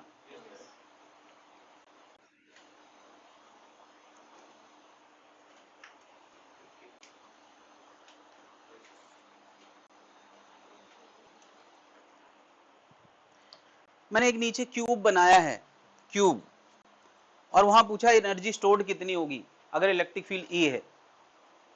एक छोटा सा क्यूब है सोचो, और वहां ई की इलेक्ट्रिक फील्ड एग्जिस्ट करती है, ई की इलेक्ट्रिक फील्ड, और ये ए साइड का क्यूब है, बताओ इसकी एनर्जी स्टोर्ड कितनी होगी, वो होगी यू इंटू वॉल्यूम, नहीं होगा। बताओ क्यूब का वॉल्यूम कितना होता है, ए तो ए क्यूब, और यू कितना होगा, हाफ एप्सिलॉन ई स्क्वायर। क्या समझ पा रहे हैं, मैंने यार सबसे इजी क्वेश्चन दिया था, इलेक्ट्रिक फील्ड यूनिफॉर्म है तब तुम बड़े आराम से निकाल पा रहे हो। अगर ये इलेक्ट्रिक फील्ड वेरिएबल हो जाए ना तो ये काम मल्टीप्लाई से नहीं होगा, इंटीग्रेशन से होगा। जेई वाले यहाँ पे क्वेश्चन मार्क लगा के छोड़ दे दिमाग में, ये भी हो सकता है, ऐसा भी सिस्टम आ सकता है जहां यू ई का फंक्शन और ई वेरिएबल है, तो फिर पूरा यू निकालने के लिए क्या करना पड़ेगा, इंटीग्रेशन करना पड़ सकता है। हर चीज जो प्रोडक्ट है वो इंटीग्रेशन बदल जाती है, कब, जब हर छोटे वॉल्यूम के लिए यू बदलने लगेगा।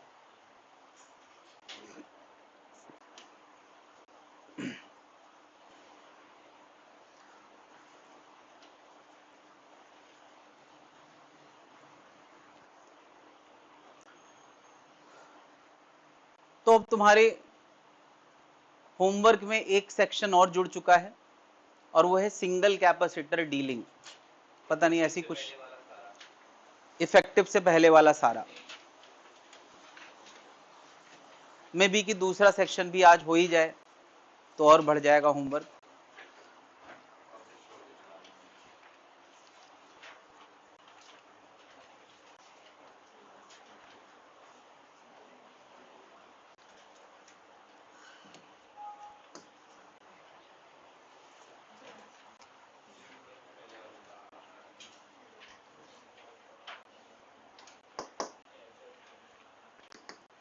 अभी तक हम लोगों ने, अगर मैं एक लाइन में बोलूं क्या सीखा है, तो हम लोगों ने एक कैपेसिटर को डील करना सीखा है, सिंगल कैपेसिटर।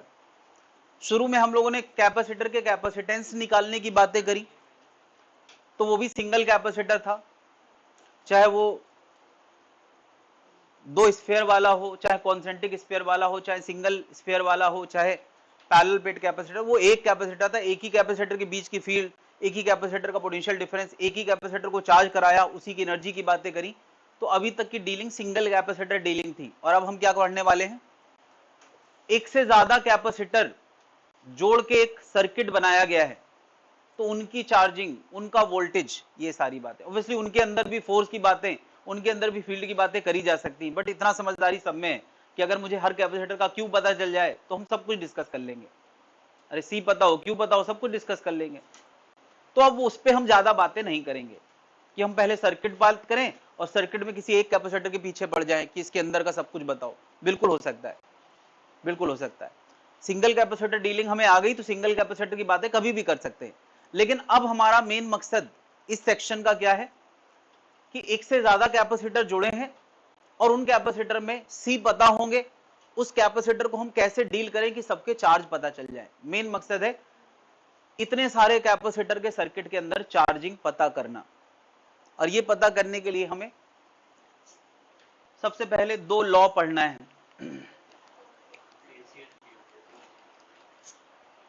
ओके, तो इन लॉ को करंट वाले टॉपिक में किरचॉफ्स करंट लॉ और किरचॉफ्स वोल्टेज लॉ बोला जाता है। एक्चुअली किरचॉफ्स ने जो बातें बताई होंगी वो शायद इन सब अंडरस्टैंडिंग से पहले ही बता दी थी, इसीलिए नाम उन्हीं का चलता है इस टॉपिक में भी। तो दो चीजें हैं, वोल्टेज लॉ, ये भी किरचॉफ्स के नाम है, किरचॉफ्स वोल्टेज लॉ। मैं लिख दूं यार नाम साइंटिस्ट का, किरचॉफ्स वोल्टेज लॉ। दूसरा होता है किरचॉफ्स करंट लॉ, जो ये बताता है कि किसी सर्किट में किसी जंक्शन पर जितना करंट आएगा उतना करंट जाएगा। करंट क्या होता है, करंट होता है पर सेकंड आने वाला चार्ज। तो पर सेकंड जितना चार्ज आएगा उतना जाएगा। मैं इस टॉपिक में इसको किरचॉफ्स करंट लॉ ना बोल के इसको चार्ज कंजर्वेशन बोलता हूं, वही चीज है। क्या बताओ, इस जंक्शन में जितना चार्ज कहीं से आएगा उतना जाएगा। बात तो वही है, चाहे 1 सेकंड में आए चाहे 1 घंटे में आए, जितना आएगा उतना जाएगा। ये क्या है, चार्ज कंजर्वेशन। चार्ज कंजर्वेशन मतलब अगर यहाँ Q आया, यहाँ Q1 गया, यहाँ Q2 गया, तो Q बराबर क्या होगा, Q1 प्लस Q2। यही चार्ज कंजर्वेशन है। इस बात पे किसी को कोई एतराज नहीं होना चाहिए, जितना आएगा उतना जाएगा। अच्छा, मैं इस टॉपिक में करंट की बातें क्यों नहीं कर रहा हूं, इसलिए कि ये जो पूरा टॉपिक है ना, ये सब पास्ट टेंस में चलता है। पास्ट टेंस जानते हैं, हमें बचपन में बताया गया था, भूतकाल।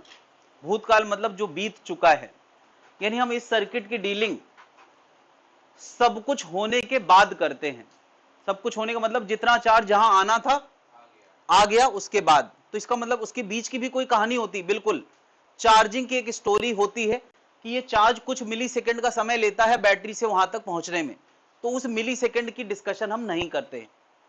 तो क्या कर नहीं सकते हैं, कर सकते हैं, मगर अभी सिलेबस का हिस्सा नहीं है ना।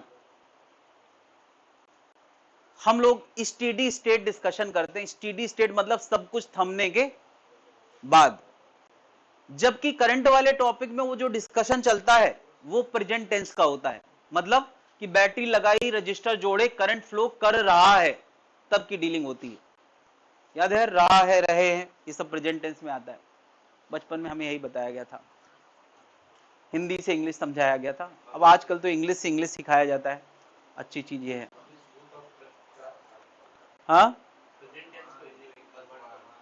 वर्तमान काल, यानी करंट इलेक्ट्रिसिटी वाला टॉपिक वर्तमान काल में होता है, प्रेजेंट टेंस में होता है, मतलब उस समय करंट फ्लो कर रहा होता है तब का डिस्कशन करते हैं। और ये वाला टॉपिक भूतकाल का होता है, पास्ट टेंस का होता है, सब कुछ हो चुका होता है। तो यार इस बैटरी से क्यू चार्ज निकल चुका है, जो निगेटिव ढूंढता हुआ चलता है। बैटरी का यार एक सिद्धांत है, जितना चार्ज भेजेगा उतना साथ ही साथ लेता भी जाएगा। बात समझ रहा है। बैटरी कभी अपनी इम्बैलेंसिंग नहीं करती है। बात सुनो, जो लोग ब्याज का काम करते हैं उनका ऐसे ही रोटेशन चलता है। 1 लाख कहीं से आया, फिर से उसने 1 लाख ब्याज में उठा दिया, फिर वहां से 1 लाख आया, फिर 1 लाख, 1 लाख प्रॉफिट हुआ, 1 लाख मार के चला गया कोई। ये भी होता है कि लोग बेईमानी कर जाते हैं। बट उसका एक और तरीका होता है, जो नंबर 2 वाले ब्याज वाले सेठ लोग होते हैं, वो लोग यही करते हैं, वो गहानधरी करते हैं, मतलब उसके बदले में कुछ ले लेते, खेती नहीं, मतलब गहना है ले आते हैं लोग। इसको काटना पड़ेगा मुझे इसको मुझे एडिट करना पड़ेगा। तो उसमें क्या होता है, 1 लाख कहीं से आ गया तो 1 लाख फिर से उठा दिया, है ना। तो तुम कहोगे सर तो फिर फायदा क्या हुआ? अरे वो 1,80,000 के बदले आया था, और ये 1 लाख ओरिजिनल बन के गया है, जो बढ़ के लौटेगा। यानी मार्केट में और ज्यादा पैसा बट रहा है ओवर द टाइम। तो मैं क्या कह रहा हूं यार, यहां से सर्किट कट जाए, यानी ऐसे लोग जो बिना गहनदरी के ब्याज का काम करते हैं उनका किसी ना किसी दिन बंद होता है, ये भी एक सच्चाई है। और बंद क्यों होता है? क्योंकि जितना यहां से सप्लाई किया उतना यहां से लौटेगा नहीं, तो बस सप्लाई करते करते जिस दिन खजाना खाली उस दिन ब्याज का धंधा बंद। तो ये ध्यान रखना यार, मैंने तुम्हें ब्याज का धंधा करना बता दिया फ्री में। ये सब चीजें यार एकदम बोनस है। मैं अगली बार से लिखा करूंगा अपने ब्रोशर में कि ब्याज का धंधा, गुंडागर्दी, तुक्के के नियम, तुक्के के नियम, ये सब चीजें बोनस में मिलेंगी आपको साल के एंड तक। हाँ भाई, क्या बताओ, अगर यहां से सर्किट कट हो जाए, यहां से तो बैटरी चार्ज देगी कि नहीं? देगी कि नहीं? अरे यहां से रास्ता पूरा है, अगर यहां से कट हो जाए और ये वाला ओपन रहे तब भी दे सकती है, लेकिन अगर हर रास्ता बंद हो जाएगा तो बैटरी चार्ज देना बंद कर देगी। तो चलो, ये अब तक क्यों दे चुकी है, तो यहां से अब तक क्यों लौट भी आया होगा, ये पक्की बात है, तभी वो सर्किट कंप्लीट है, सर्किट पूरा है। अब यार यहां से क्यों चला होगा, तो इस प्लेट ने कितना रखा होगा क्यों? तो यार ये चार्ज फांद के नहीं जाता है, इसका दिया हुआ ये प्लेट रखेगी, फिर ये प्लेट वहां के क्यू को रिपेल करती है, भगाती है कि भैया हमें माइनस सामने पसंद है, पॉजिटिव सामने पसंद नहीं है। तो ये प्लस क्यू को भगाती है, तो जब प्लस क्यू को भगाएगी, यहां तो जीरो मामला था, प्लस क्यू भाग गया, तो यहां क्या आ गया, नेगेटिव। यहां से प्लस क्यू भगा दिया गया होगा, थोड़ा थोड़ा करके, एकदम से नहीं हुआ है, थोड़ा थोड़ा करके। एक ही आदमी को सारा पैसा थोड़ी दिया जाता है, थोड़ा थोड़ा करके बहुत लोगों को। तो यार ये क्यू, अब इस जॉइंट पे क्यू चार्ज आया, यहां Q1 चला गया, तो यहां कुछ Q2 गया होगा, और वो Q2 होगा Q माइनस Q1। यहां कितना चला गया, Q माइनस Q1, जिसका नाम तुम चाहो तो Q2 दे सकते हो। यहां Q1 गया, यहां Q2। अब देखो यार, ये Q2 निगेटिव ढूंढता हुआ चला आ रहा है, तो इस रास्ते से निगेटिव मिल जाएगा, तो यहां से कितना आएगा, Q माइनस Q1, और यहां से कितना चला आ रहा है, Q1, मिलके कितना हो गया, Q। ये Q1 देखो यार, यहां से चला था, यहां Q1 आया, इसने Q1 को भगा दिया, फिर ये Q1 यहां चार्ज हो गया, यहां से Q1 भगा दिया गया, और वो Q1 इसके साथ मिलके वापस कितना हो गया, Q। ये है अननोन के टर्म में चार्जिंग दिखाना। अभी हमने Q1 के टर्म में सारे चार्ज दिखा दिए, हालांकि ना हमें कैपिटल Q पता है ना स्मॉल Q1 पता है। देखो यार, कोशिश करो कि 3 नाम इन्वॉल्व ना कराओ।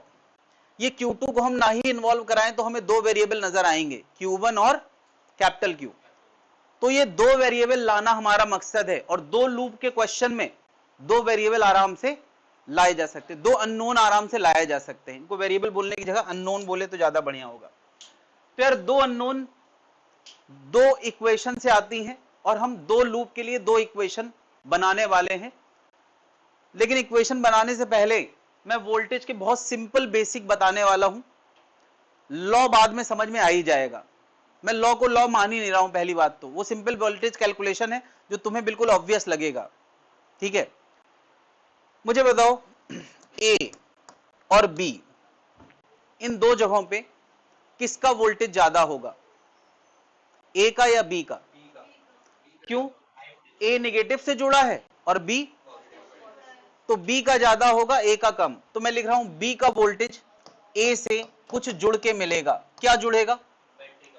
जितना बैटरी का वोल्टेज डिफरेंस है, ये डिफरेंस होता है। मान लिया अगर ए ये 10 वोल्ट है और ए को मैंने कुछ VA माना है, तो VA से 10 जुड़ेगा तब कहां का वोल्टेज आएगा, B का। ये जब मैं VB VA लिख रहा हूं तो ये वोल्टेज डिफरेंस है या एब्सोल्यूट वोल्टेज है, B का ये वोल्टेज डिफरेंस होता है और VA और VB क्या है, एब्सोल्यूट वोल्टेज। A के वोल्टेज में V जुड़ेगा तो कहां आएगा, B का वोल्टेज। क्या ये बात सबको समझ में आ रही? अच्छा बताओ B और एक पॉइंट में यहां C लिख देता हूं, बताओ B और C के बीच में वोल्टेज डिफरेंस होगा या नहीं? यार एक कंडक्टिंग वायर के बीच में अगर ये कंडक्टर है तो थोड़ी देर तक चार्ज फ्लो हुआ होगा और फ्लो बंद हो चुका है, फ्लो बंद हो चुका है तो इसके बीच में फ्लो होने की कोई वजह नहीं है, ना कोई इलेक्ट्रिक फील्ड है, ना वोल्टेज डिफरेंस होगा। यानी B और C के बीच में, B और C के बीच में कोई वोल्टेज डिफरेंस नहीं होगा। B का वोल्टेज किसके बराबर है, C के बराबर है। तो हम क्या VB बराबर VC लिख सकते हैं, क्योंकि यहां कोई वोल्टेज डिफरेंस नहीं आएगा। B और C एक ही बात है। बताओ C और D में कहां का वोल्टेज ज्यादा होगा, क्या लगता है C और D में वोल्टेज डिफरेंस होगा या नहीं? किसका ज्यादा होगा? C का ज्यादा होगा क्योंकि ये पॉजिटिव के करीब है, D का कम होगा क्योंकि वो निगेटिव से जुड़ा है। और ये वोल्टेज डिफरेंस बैटरी ने नहीं लाया है, किसने लाया है?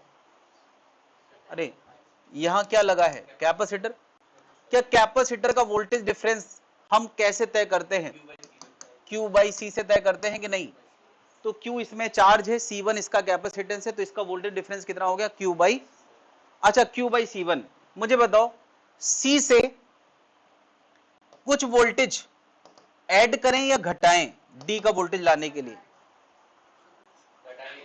C से कुछ घटाएंगे तो D का आएगा, क्या घटाएंगे, Q बाई C1। क्या बात समझ में आ रही? C में से कुछ घटाएंगे तो कहां का वोल्टेज आ गया, D का। अब बता रहे D और A में किसका वोल्टेज ज्यादा है? D और A में देखो यार, D यहां से चला, चार्ज यहां चला था तो यहां पॉजिटिव आया होगा, यहां निगेटिव आया होगा, तो कहां ज्यादा होगा, D का या A का? यार D पॉजिटिव के करीब है और A निगेटिव के करीब है, तो D का ज्यादा होगा। क्या D में से कुछ घटाएंगे तो कहां का वोल्टेज आएगा, A का। क्या घटाएं, यार इसका वोल्टेज क्या होगा, Q minus Q1 by C2। क्या इतनी बात सबको समझ में आ गई है? अब मैं इन पूरी चीजों को ऐड कर रहा हूं, देखो जरा, इनको मैं ऐड कर रहा हूं। बता B का और C का वोल्टेज सेम है कि नहीं? तो लेफ्ट साइड VB आएगा, राइट साइड VC आएगा, कट जाएंगे। VD और VD कट जाएंगे और VA और VA भी, चलो मैं VA बाद में काट दूंगा, अभी इसको जोड़ के लिख रहा हूं। VA बराबर क्या, VA plus V minus Q by C1 minus Q1 by C2। क्या आखिरी में VA काट दो, जब VA काट दोगे तो क्या ये पूरा सम 0 के बराबर आ गया? यही किरचॉफ्स का वोल्टेज लॉ है। लॉ क्या कहता है कि एल्जेब्रिक सम ऑफ वोल्टेज 0 होता है किसी लूप के लिए, एल्जेब्रिक सम ऑफ वोल्टेज 0 होता है किसी लूप के लिए। ये एल्जेब्रिक सम क्या होता है, एल्जेब्रिक सम का मतलब कि बढ़ते हुए को अगर तुम प्लस बोल रहे हो तो घटते हुए को क्या बोलो, माइनस। एल्जेब्रिक सम मतलब होता है एक साइन कन्वेंशन बनाना पड़ता है, तो मैंने यहां बढ़ते हुए को क्या लिखा है, देखो यार हम इस लाइन को अब सीधे लिखने की प्रैक्टिस करते हैं। अभी तक मैंने पूरा बताया कि कैसे ये लाइन आई है, अब मैं सीधे बता रहा हूं। देखो जरा, मैं यहां से चलूंगा VA से चले पूरे लूप का रास्ता तय करने, यहां से यहां आए तो बढ़ा या घटा, यहां से यहां है बढ़ा तो प्लस B लिख दिया। फिर यहां से यहां गए तो बढ़ा कि घटा, घटा तो लिख दिया माइनस Q बाई C1। फिर यहां से यहां आए तो क्या लिख दिया, माइनस Q1 बाई C2। और ये सब करके हम A से चले थे, फिर A पे आ गए, तो ये पूरा सम किसके बराबर होगा, VA के। VA काट दो। क्या यही लाइन लिखी है नीचे की नहीं? क्या ये लाइन हम सीधे लिखना सीखना चाहते हैं एक लूप के लिए? क्या ये सीधे लाइन लिख पाएंगे? VA से कुछ जुड़ा तो B का वोल्टेज आ गया, ये क्या है, B का वोल्टेज। फिर कुछ बदला ही नहीं यहां तक, फिर यहां से कुछ घटा तो ये पूरा वोल्टेज किसका आ गया, D का। फिर यहां से कुछ घटा, ये पूरा वोल्टेज किसका आ गया, ए का, और फिर वी ए कैंसिल कर दिया, तो ये सम जीरो आ गया कि नहीं। क्या जनता केवीएल समझ पा रही है? अगर समझ पा रहे हैं तो लूप 2 के लिए, हाँ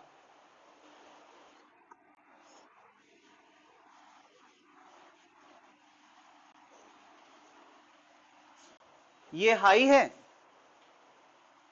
पॉजिटिव से जुड़ा है, और ये नेगेटिव प्लेट है, तो बताओ यहां से यहां जाने पर बढ़ेगा या घटेगा,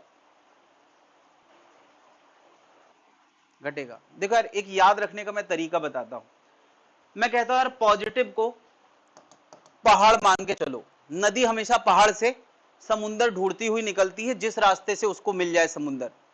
तो ये पहाड़ से नदी चली, यानी 4 चला, फिर यहां एक वो आ गया, वो फाल होता है, क्या बोलते हैं उसको, झरना, तो एकदम से ड्रॉप आया।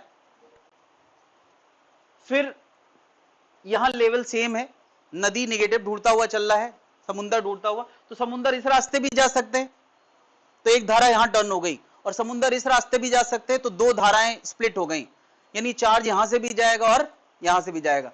फिर बताओ झरना पड़ेगा तो ये हाई लेवल होगा और ये लो लेवल होगा, फिर झरना पड़ा आगे समुंदर तक, यहां हाई से लो, फिर यहां हाई से लो, तो जितना हम पहाड़ के करीब होंगे वो हाई होगा, और जितना हम समुंदर के करीब होंगे उतना लो होगा।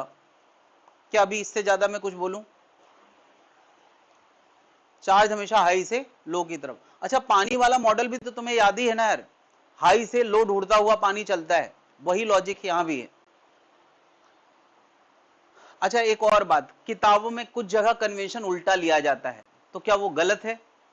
देखो यार, केवीएल के लिए वो गलत नहीं है, क्योंकि अगर तुम इसमें माइनस से मल्टीप्लाई कर दो तो उल्टा कन्वेंशन आ जाएगा। लेकिन इस डिस्कशन का क्या, ये डिस्कशन केवल और केवल इसी तरीके से किया जा सकता है जैसे मैंने किया है, इसलिए मैं कन्वेंशन को किताबों वाला नहीं बोलूंगा। ज्यादा काफी किताबों में इसका उल्टा कन्वेंशन होता है, क्योंकि ये तो समझ में आ जाएगा तुम्हें केवीएल लगाना, लेकिन तुम ये कैसे समझोगे?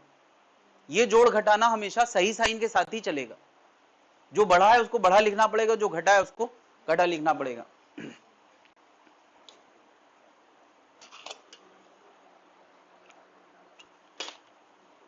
सारी बुक्स की बात मैं नहीं कर रहा हूं, कुछ कुछ बुक्स में अलग है, कुछ कुछ में अलग है, तो मैं वो बता रहा हूं जो एकदम ज्यादा जनरल थॉट है और तुम्हें इजी लगेगा।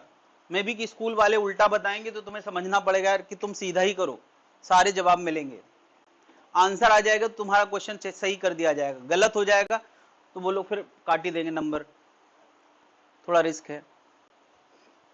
हाँ भाई, लूप 2 के लिए कोई केवीएल लिखेगा? अच्छा, लिखने का तरीका क्या है, तुम्हें डी से शुरू करना है, फिर घटना घटना बढ़ना ऐसे लिखना है, और फिर बराबर बीडी लिख देना है, जैसे यहां किया था। कर पाएंगे भाई? इसका हो जाए दिखाए।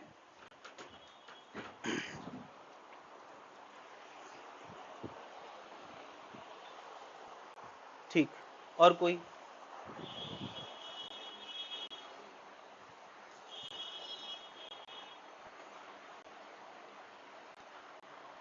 ठीक, और कोई? लूप 2 के लिए केवीएल किरचॉफ वोल्टेज लॉ लगाना है, K for Kirchhoff, V for voltage, L for law. KVL का मतलब है किरचॉफ वोल्टेज लॉ।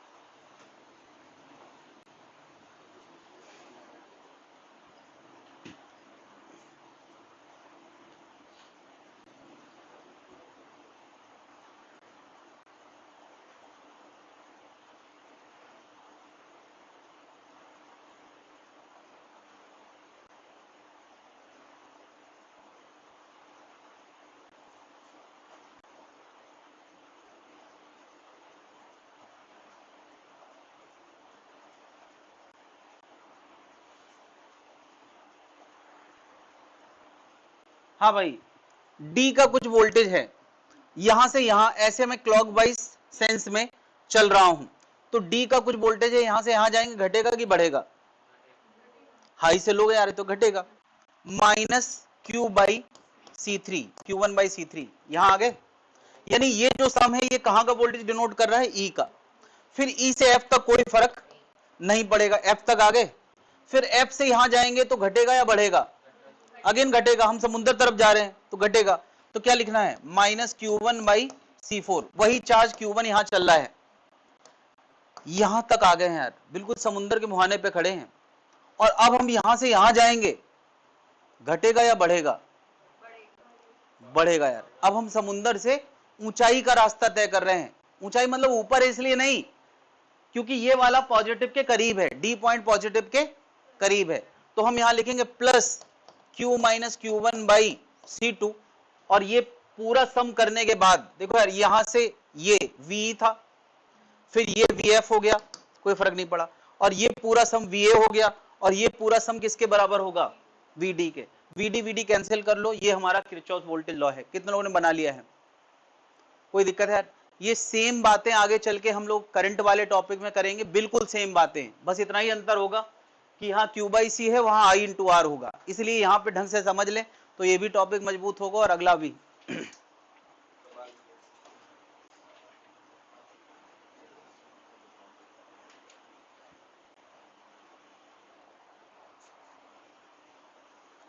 और ये टॉपिक मिस होने का मतलब है कि खत्म, अब करंट इलेक्ट्रिसिटी तक का सारा टॉपिक खत्म। हाँ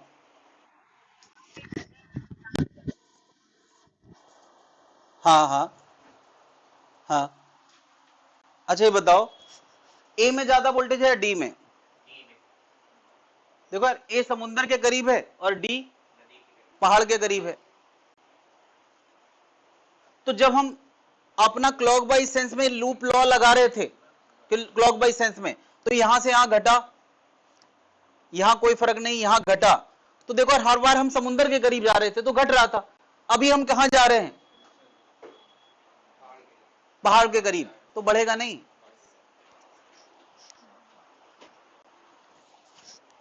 घटा क्योंकि हम नेगेटिव साइड जा रहे हैं, घटा क्योंकि हम नेगेटिव के बिल्कुल करीब पहुंच चुके हैं।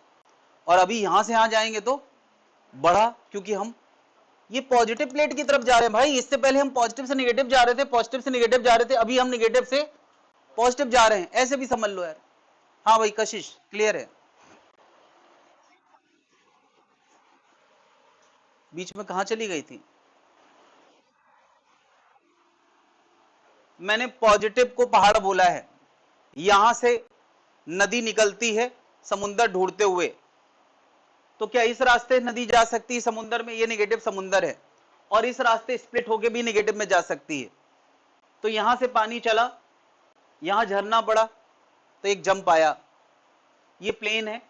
फिर यहां एक झरना नीचे आया, फिर यहां एक झरना, यहां एक झरना, और सब कुछ कहां मिल रहा है? समुंदर यानी नेगेटिव में। ठीक है, और कुछ बोलूं मैं? ठीक,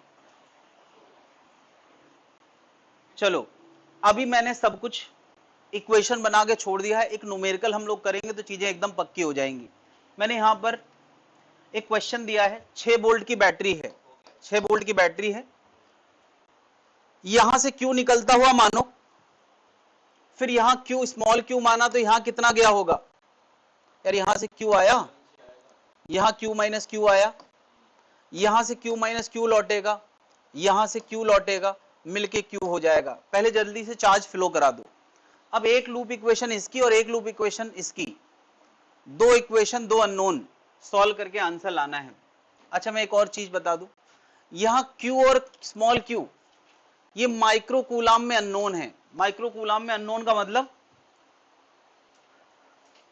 कि इनके साथ कायदे से 10 की पावर -6 लिखा जाना चाहिए। क्यों ऐसा कर रहा हूं तुम्हें समझ में आएगा भी। चलो कुछ ट्राई करोगे या मैं शुरू से बताना शुरू करूं?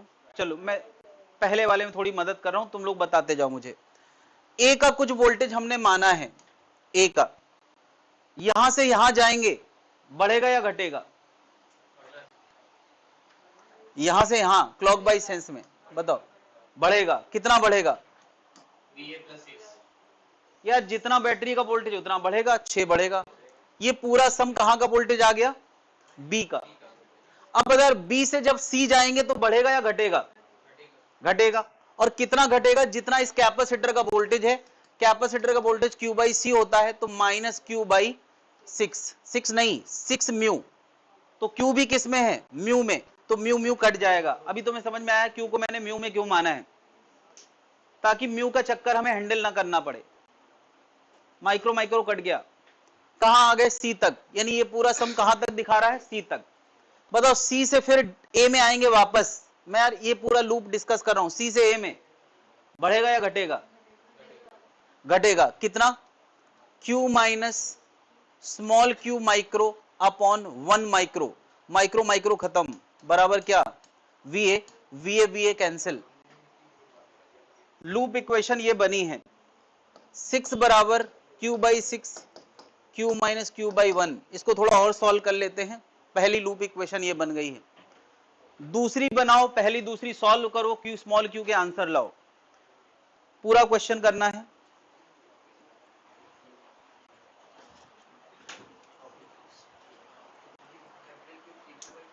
ठीक। और कोई?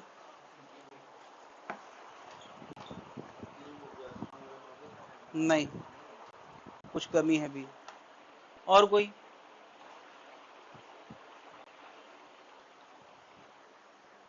और कोई? ऑनलाइन किसी का आया आंसर?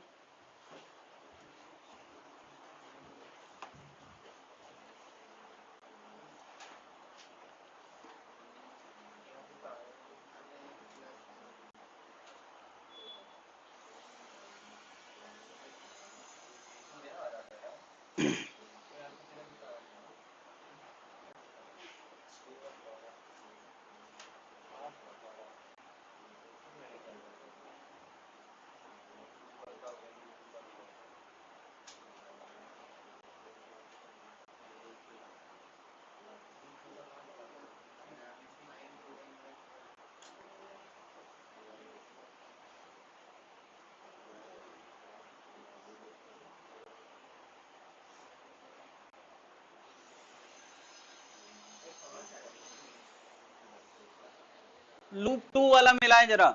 हम सी से चलना शुरू करते हैं और घूम के वापस सी में आएंगे। बताओ यार सी से अगर मुझे डी में आना है तो बढ़ेगा या घटेगा? घटेगा। कितना? Q by 6। ये भी माइक्रो में, ये भी माइक्रो, माइक्रो माइक्रो खत्म। यहां से यहां जाएंगे तो क्या होगा? घटेगा। Minus Q by 3। फिर बताओ यहां तक आ चुके हैं, यहां से ऊपर जाएंगे तो क्या लिखेंगे?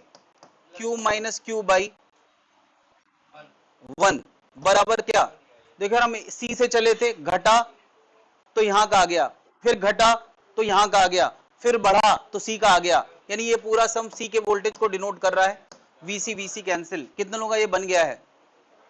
बन गया है। अब दो इक्वेशन सॉल्व करके आंसर लाना तुम्हारे बाएं हाथ का काम है।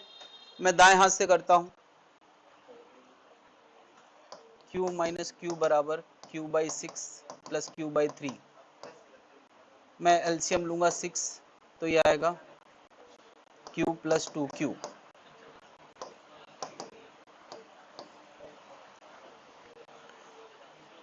क्यू माइनस स्मॉल क्यू था, सॉरी।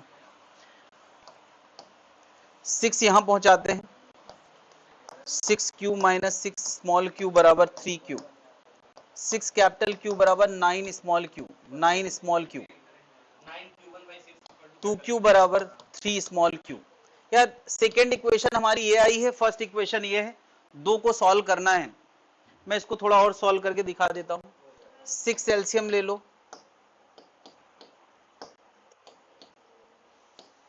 तो ये आंसर आ रहा है 7q। 7q माइनस 6q बराबर 36। ये फर्स्ट इक्वेशन है। 7q माइनस 6q बराबर 36, ये पहली इक्वेशन है और ये दूसरी है। तो मैं दूसरी वाले में स्मॉल q उठा के फर्स्ट में रख रहा हूं।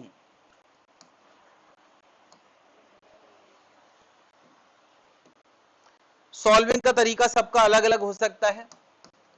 जिसमें कंफर्टेबल हो उसमें सॉल्व करें।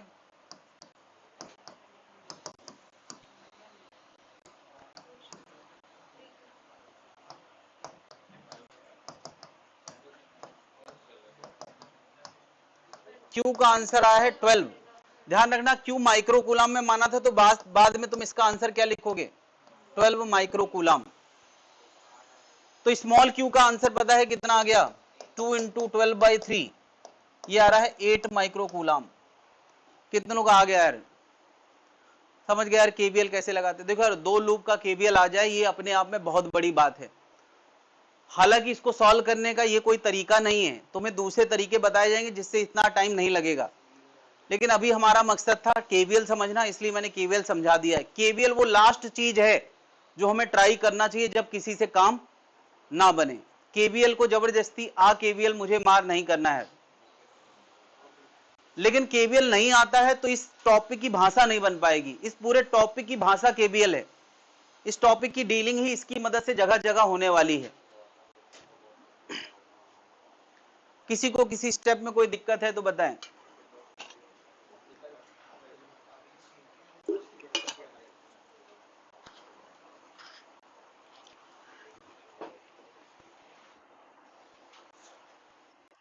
इस क्वेश्चन को करने का बेटर तरीका हम लोग देखेंगे बाद में, अभी फिलहाल मैंने तुम्हें केवीएल सिखाया है। ये क्वेश्चन सिखाना मकसद नहीं था, केवीएल सिखाना मकसद था।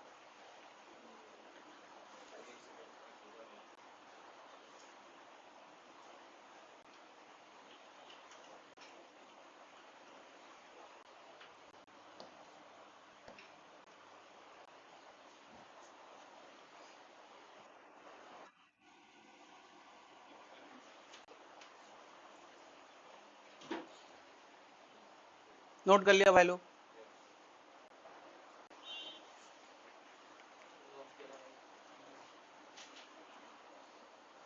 तो हम लोग अभी तक केवीएल समझ चुके हैं और अब केवीएल की मदद से बहुत कुछ समझेंगे। केवीएल की मदद से बहुत कुछ समझेंगे और पहली चीज हम क्या करने वाले हैं, किसी बड़े सर्किट में से बहुत सारे कैपेसिटर की यूनिट्स को रिड्यूस करना।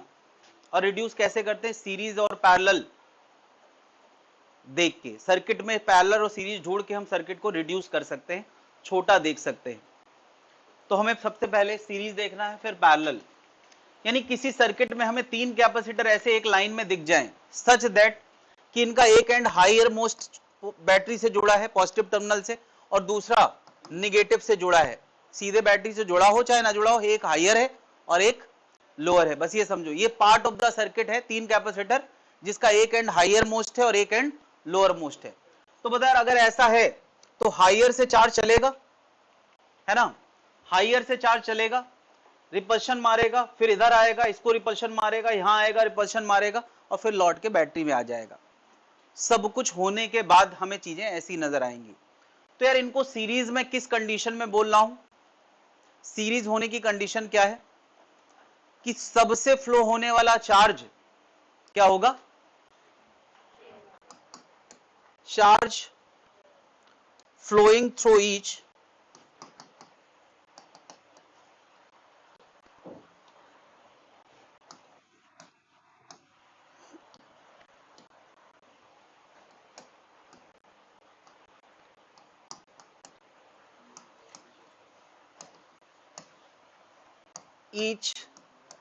Is same. सबसे फ्लो करने वाला चार्ज सेम होगा। ये लाइन लिखी है मैंने ब्लैक कलर में। तो यहां यार मैं इशारा कर रहा हूं और समझदार के लिए इशारा काफी है, बाकी तुम यहां भी देखोगे लिखा हुआ है ये, ठीक है। अच्छा बताओ, चार्ज अगर सब में सेम है, सी सेम हो भी सकता है, नहीं भी हो सकता है। अगर सी भी सेम हो जाए तो सबका वोल्टेज भी, लेकिन मैं सी को अभी अलग मान के चलता हूं। बता यार V बराबर क्या होता है, Q/C। अगर C सबके अलग होंगे तो V भी अलग होंगे। क्या बता यार, V1 Q/C1 होगा, V2 Q/C2 होगा और V Q/C3। अगर मैं Q सबसे हटा दूं तो ये सिंपल रेशियो आएगा 1/C1 1/C2 1/, यानी यार वोल्टेज किस रेशियो में होते हैं सीरीज सर्किट में, इस रेशियो में होते हैं, 1/C1 1/। अब यार C सेम हो जाए तो वोल्टेज रेशियो भी 1:1:1 आ जाएगा। ये रेशियो में कोई भी चीज उड़ा सकते हैं, ये तो पता है ना यार। तो यार वोल्टेज V1 का मतलब इसके अक्रॉस, V2 का मतलब इसके अक्रॉस, V3 का मतलब इसके अक्रॉस, और वो इस रेशियो में होगा। इतनी बात समझ में आ गई। हम यहां पर एक और मेन चीज डिस्कस करना चाहते हैं कि इतने सारे कैपेसिटर्स को हटा के हम एक देखना चाहते हैं, और जब बहुत सारे को हटा के एक देखते हैं तो उसको इफेक्टिव बोलते हैं। हम इन सब को हटा के कितना C लिखें कि ये C उतना ही चार्ज एब्जॉर्ब करे, उतना ही चार्ज बैटरी से ले जितना इन सब ने मिल के लिया है, तो उसको इफेक्टिव बोलते हैं। इफेक्टिव का हमेशा मतलब होता है कि अगर सेम बैटरी से ये जोड़ दो तो भी उतना ही चार्ज ड्रॉ करेगा जितना इन सब ने, यानी काम एक जैसा हो तो उसको इफेक्टिव बोलते हैं। और काम क्या है? कैपेसिटर काम है चार्ज एब्जॉर्ब करना। बात समझ रहे हैं? सोच यार, इस बैटरी को दिखाई नहीं देता कि यहां 3 है, तो बैटरी कैसे तय करेगी कि इसका C कितना है? यार अंधी बैटरी है, इसको दिखाई नहीं देता, काला चश्मा लगा के हमेशा रहती है। इस अंधी बैटरी से पूछा गया, ये अंधी बैटरी है, अंधी बैटरी कि बताओ इन तीनों में इसका C क्या है? तो अंधी बैटरी C पता है, कैसे तय करेगी कि इसने कितना चार्ज भेजा है उसको ये पता है, और कितना इसका वोल्टेज है वो पता है। तो अंधी बैटरी क्या बोलेगी कि C जो है मेरे भेजे गए चार्ज और मेरे वोल्टेज के रेशियो के बराबर होगा। हालांकि Q और V डायनेमिक टर्म है, तो हम चाहते किसी तरह से Q और V में से डायनेमिक खत्म हो जाए तो फिक्स आ जाएगा। यार अगर हमें C लाना है फिक्स पैरामीटर में, तो ये फिक्स पैरामीटर थोड़ी है, Q भी डायनेमिक है और V भी डायनेमिक है। तो हम किसी तरह से या तो Q को रिलेट कर दें V से, या तो V को रिलेट कर दें Q से। क्या रिलेट करना बढ़िया रहेगा? देखो यार, इस पूरे लूप में मैं यहां इस M पॉइंट से शुरू करके M पॉइंट तक के लिए KVL लिख रहा हूं, मेरा साथ देना। VM कुछ वोल्टेज है, यहां से यहां जाएंगे तो क्या होगा? बढ़ेगा। ओके, VM कुछ वोल्टेज है, वहां से कुछ यहां जाएंगे तो बढ़ेगा नहीं, फिर यहां से यहां जाएंगे तो -Q/C1, फिर यहां से यहां जाएंगे तो -Q/C2, फिर यहां से यहां VM कैंसिल, V बराबर आ गया कितना? एक मिनट, Q मैंने कैपिटल माना है नीचे, क्या आ गया? Q 1/C1 1/C2 1/C3 आ गया। तो हम जो चाहते थे हो गया यार। क्या V आ गया है? Q 1/C1 1/C2 1/C3। Dynamic term cancel कर दो तो C इफेक्टिव का आंसर आ गया। थोड़ा गंदा आया है तो इसको थोड़ा अच्छा बनाने की कोशिश करते हैं। ये पूरा इधर लाओ और इसको उधर ले जाओ, तो ये आएगा 1/C इफेक्टिव बराबर 1/C1 1/C2 1/C3। Series capacitor में C इफेक्टिव का आंसर ऐसा आता है जैसे रजिस्टर में पैरेलल का आता था। ये आंसर याद रहेगा भाई। ये बैटरी की स्टोरी भूल जाओ चलेगा, बट ये और ये चीजें पता होना चाहिए। चार्ज सेम रहेगा, वोल्टेज रेशियो ये रहेगा, C का आंसर ये रहेगा। डन? कोई दिक्कत है? बता, एक C1 है, एक C2 है, सॉरी सीरीज चल रहा है। एक C1 है, एक C2 है। बताओ A और B के अक्रॉस अंधी बैटरी है, वो कितना C इफेक्टिव बोलेगी? लिख पाएंगे? अरे C इफेक्टिव कितना आएगा? तो हमें पता है यार, C1 C2 लाने के लिए 1/C इफेक्टिव 1/C1 प्लस। लेकिन यार ये डायरेक्ट लिखने की आदत डालो, क्योंकि ये आंसर C इफेक्टिव का नहीं है, किसका है? 1/C इफेक्टिव का। तो हम क्या करेंगे? C1 C2 एलसीएम लेंगे तो ये आएगा C2 प्लस C1। ये 1/C इफेक्टिव का आंसर है, तो C इफेक्टिव का आंसर आएगा C1 C2 upon C1 plus. यार दो वाला ये फॉर्मूला बहुत फ्रीक्वेंटली यूज होता है, तो सीधे रटा होना चाहिए, बजाय कि हम यहां से पहले उसको बनाएं। इतने स्टेप बचाना है, सीधे आंसर लिखना है। डन? कोई दिक्कत है? कोई दिक्कत है? अच्छा बता, C के N कैपेसिटर हैं, N कैपेसिटर, तो सी इफेक्टिव कितना आएगा, C/N।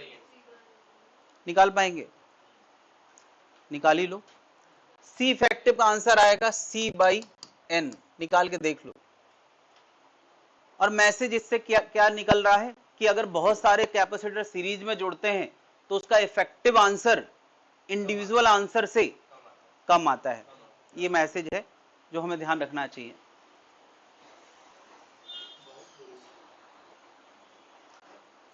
कोई दिक्कत है भाई लोग? तो सीरीज होने के बाद अगला नंबर किसका है, पैरेलल। सीरीज आता है तो पैरेलल जरूर आता है। ये दोनों बिल्कुल करण अर्जुन की तरह हैं। करण अर्जुन एक ही साथ जाते हैं जहां जाते हैं। अब करण आ गया है तो अर्जुन भी जरूर आएगा।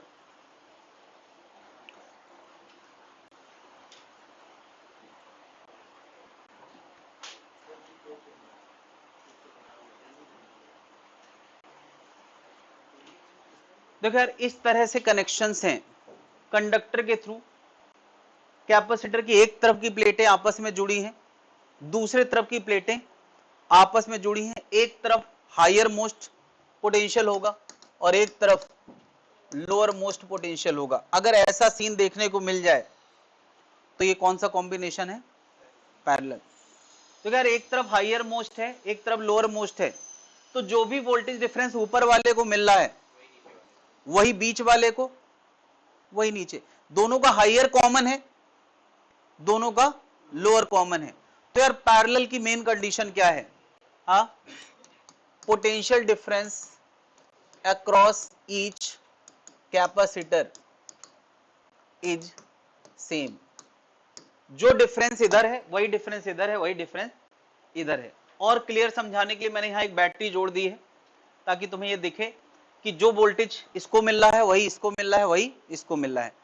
ठीक है, तो अगर ऐसा सीन कहीं देखने को मिल जाए तो वो कौन सा कॉम्बिनेशन है, पैरेलल कॉम्बिनेशन। खैर, पोटेंशियल डिफरेंस तय हो गया।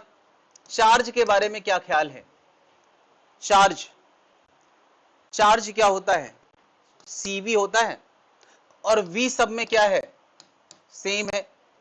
तो Q के बारे में क्या ख्याल है, क्या Q1 Q2 Q3 किस रेशियो में होगा, C1:C2:C3, क्योंकि V सब में सेम है तो C1 C2 C3 के रेशियो में होगा।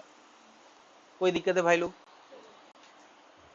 अंधी बैटरी जो कि काला चश्मा लगाती है, इसको नहीं पता क्या, इसको नहीं पता है ये कि ये 3 है। अंधी बैटरी सोचती है ये 3 नहीं बल्कि क्या है, 1 है। तो कितना C महसूस करेगी, उसके लिए बैटरी का लॉजिक क्या होगा, बैटरी का लॉजिक क्या होगा कि उसने कितना Q भेजा है, कितना वोल्टेज है, बस उस रेशियो को ले आओ तो C आ जाए। लेकिन क्या ये देने से अभी आंसर नहीं निकला, क्योंकि Q और V दोनों ही डायनेमिक टर्म है। हम अगर किसी तरह से डायनेमिक टर्म रिलेट कर पाए तो C इफेक्टिव आ जाएगा। या तो हम V को Q से रिलेट कर दें या तो Q को V से रिलेट कर दें। क्या लिखना ज्यादा बढ़िया रहेगा, देखो यार, यहां से जाने वाला Q क्या वो 3 में गया है Q1, और इसमें आया हुआ Q1 वो होगा C1V, Q2 होगा C2V और Q3 होगा C3V। देखो यार, Q1 C1V, Q2 C2V, ये C3V, तो V कॉमन आ जाएगा सब में। क्या रिलेट हो गया? हम यही चाहते थे यार Q V से रिलेट हो जाए। जैसे ही हम यार Q को लिखेंगे रिलेशन के साथ तो C इफेक्टिव का आंसर आ गया क्या, C1 + C2 + C3। कोई दिक्कत है भाई लोग?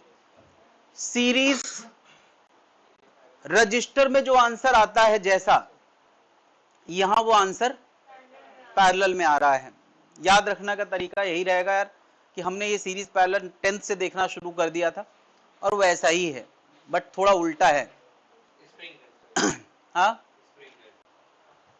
बता, C के N कैपेसिटर्स हैं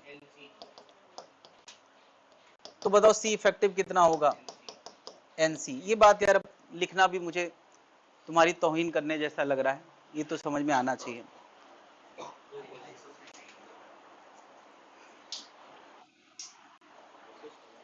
हाँ पैरेलल, हाँ हाँ, ओ सॉरी सॉरी, ये डिस्कशन किसका चल रहा है, पैरेलल का चल रहा है। अगर हमारे पास सी और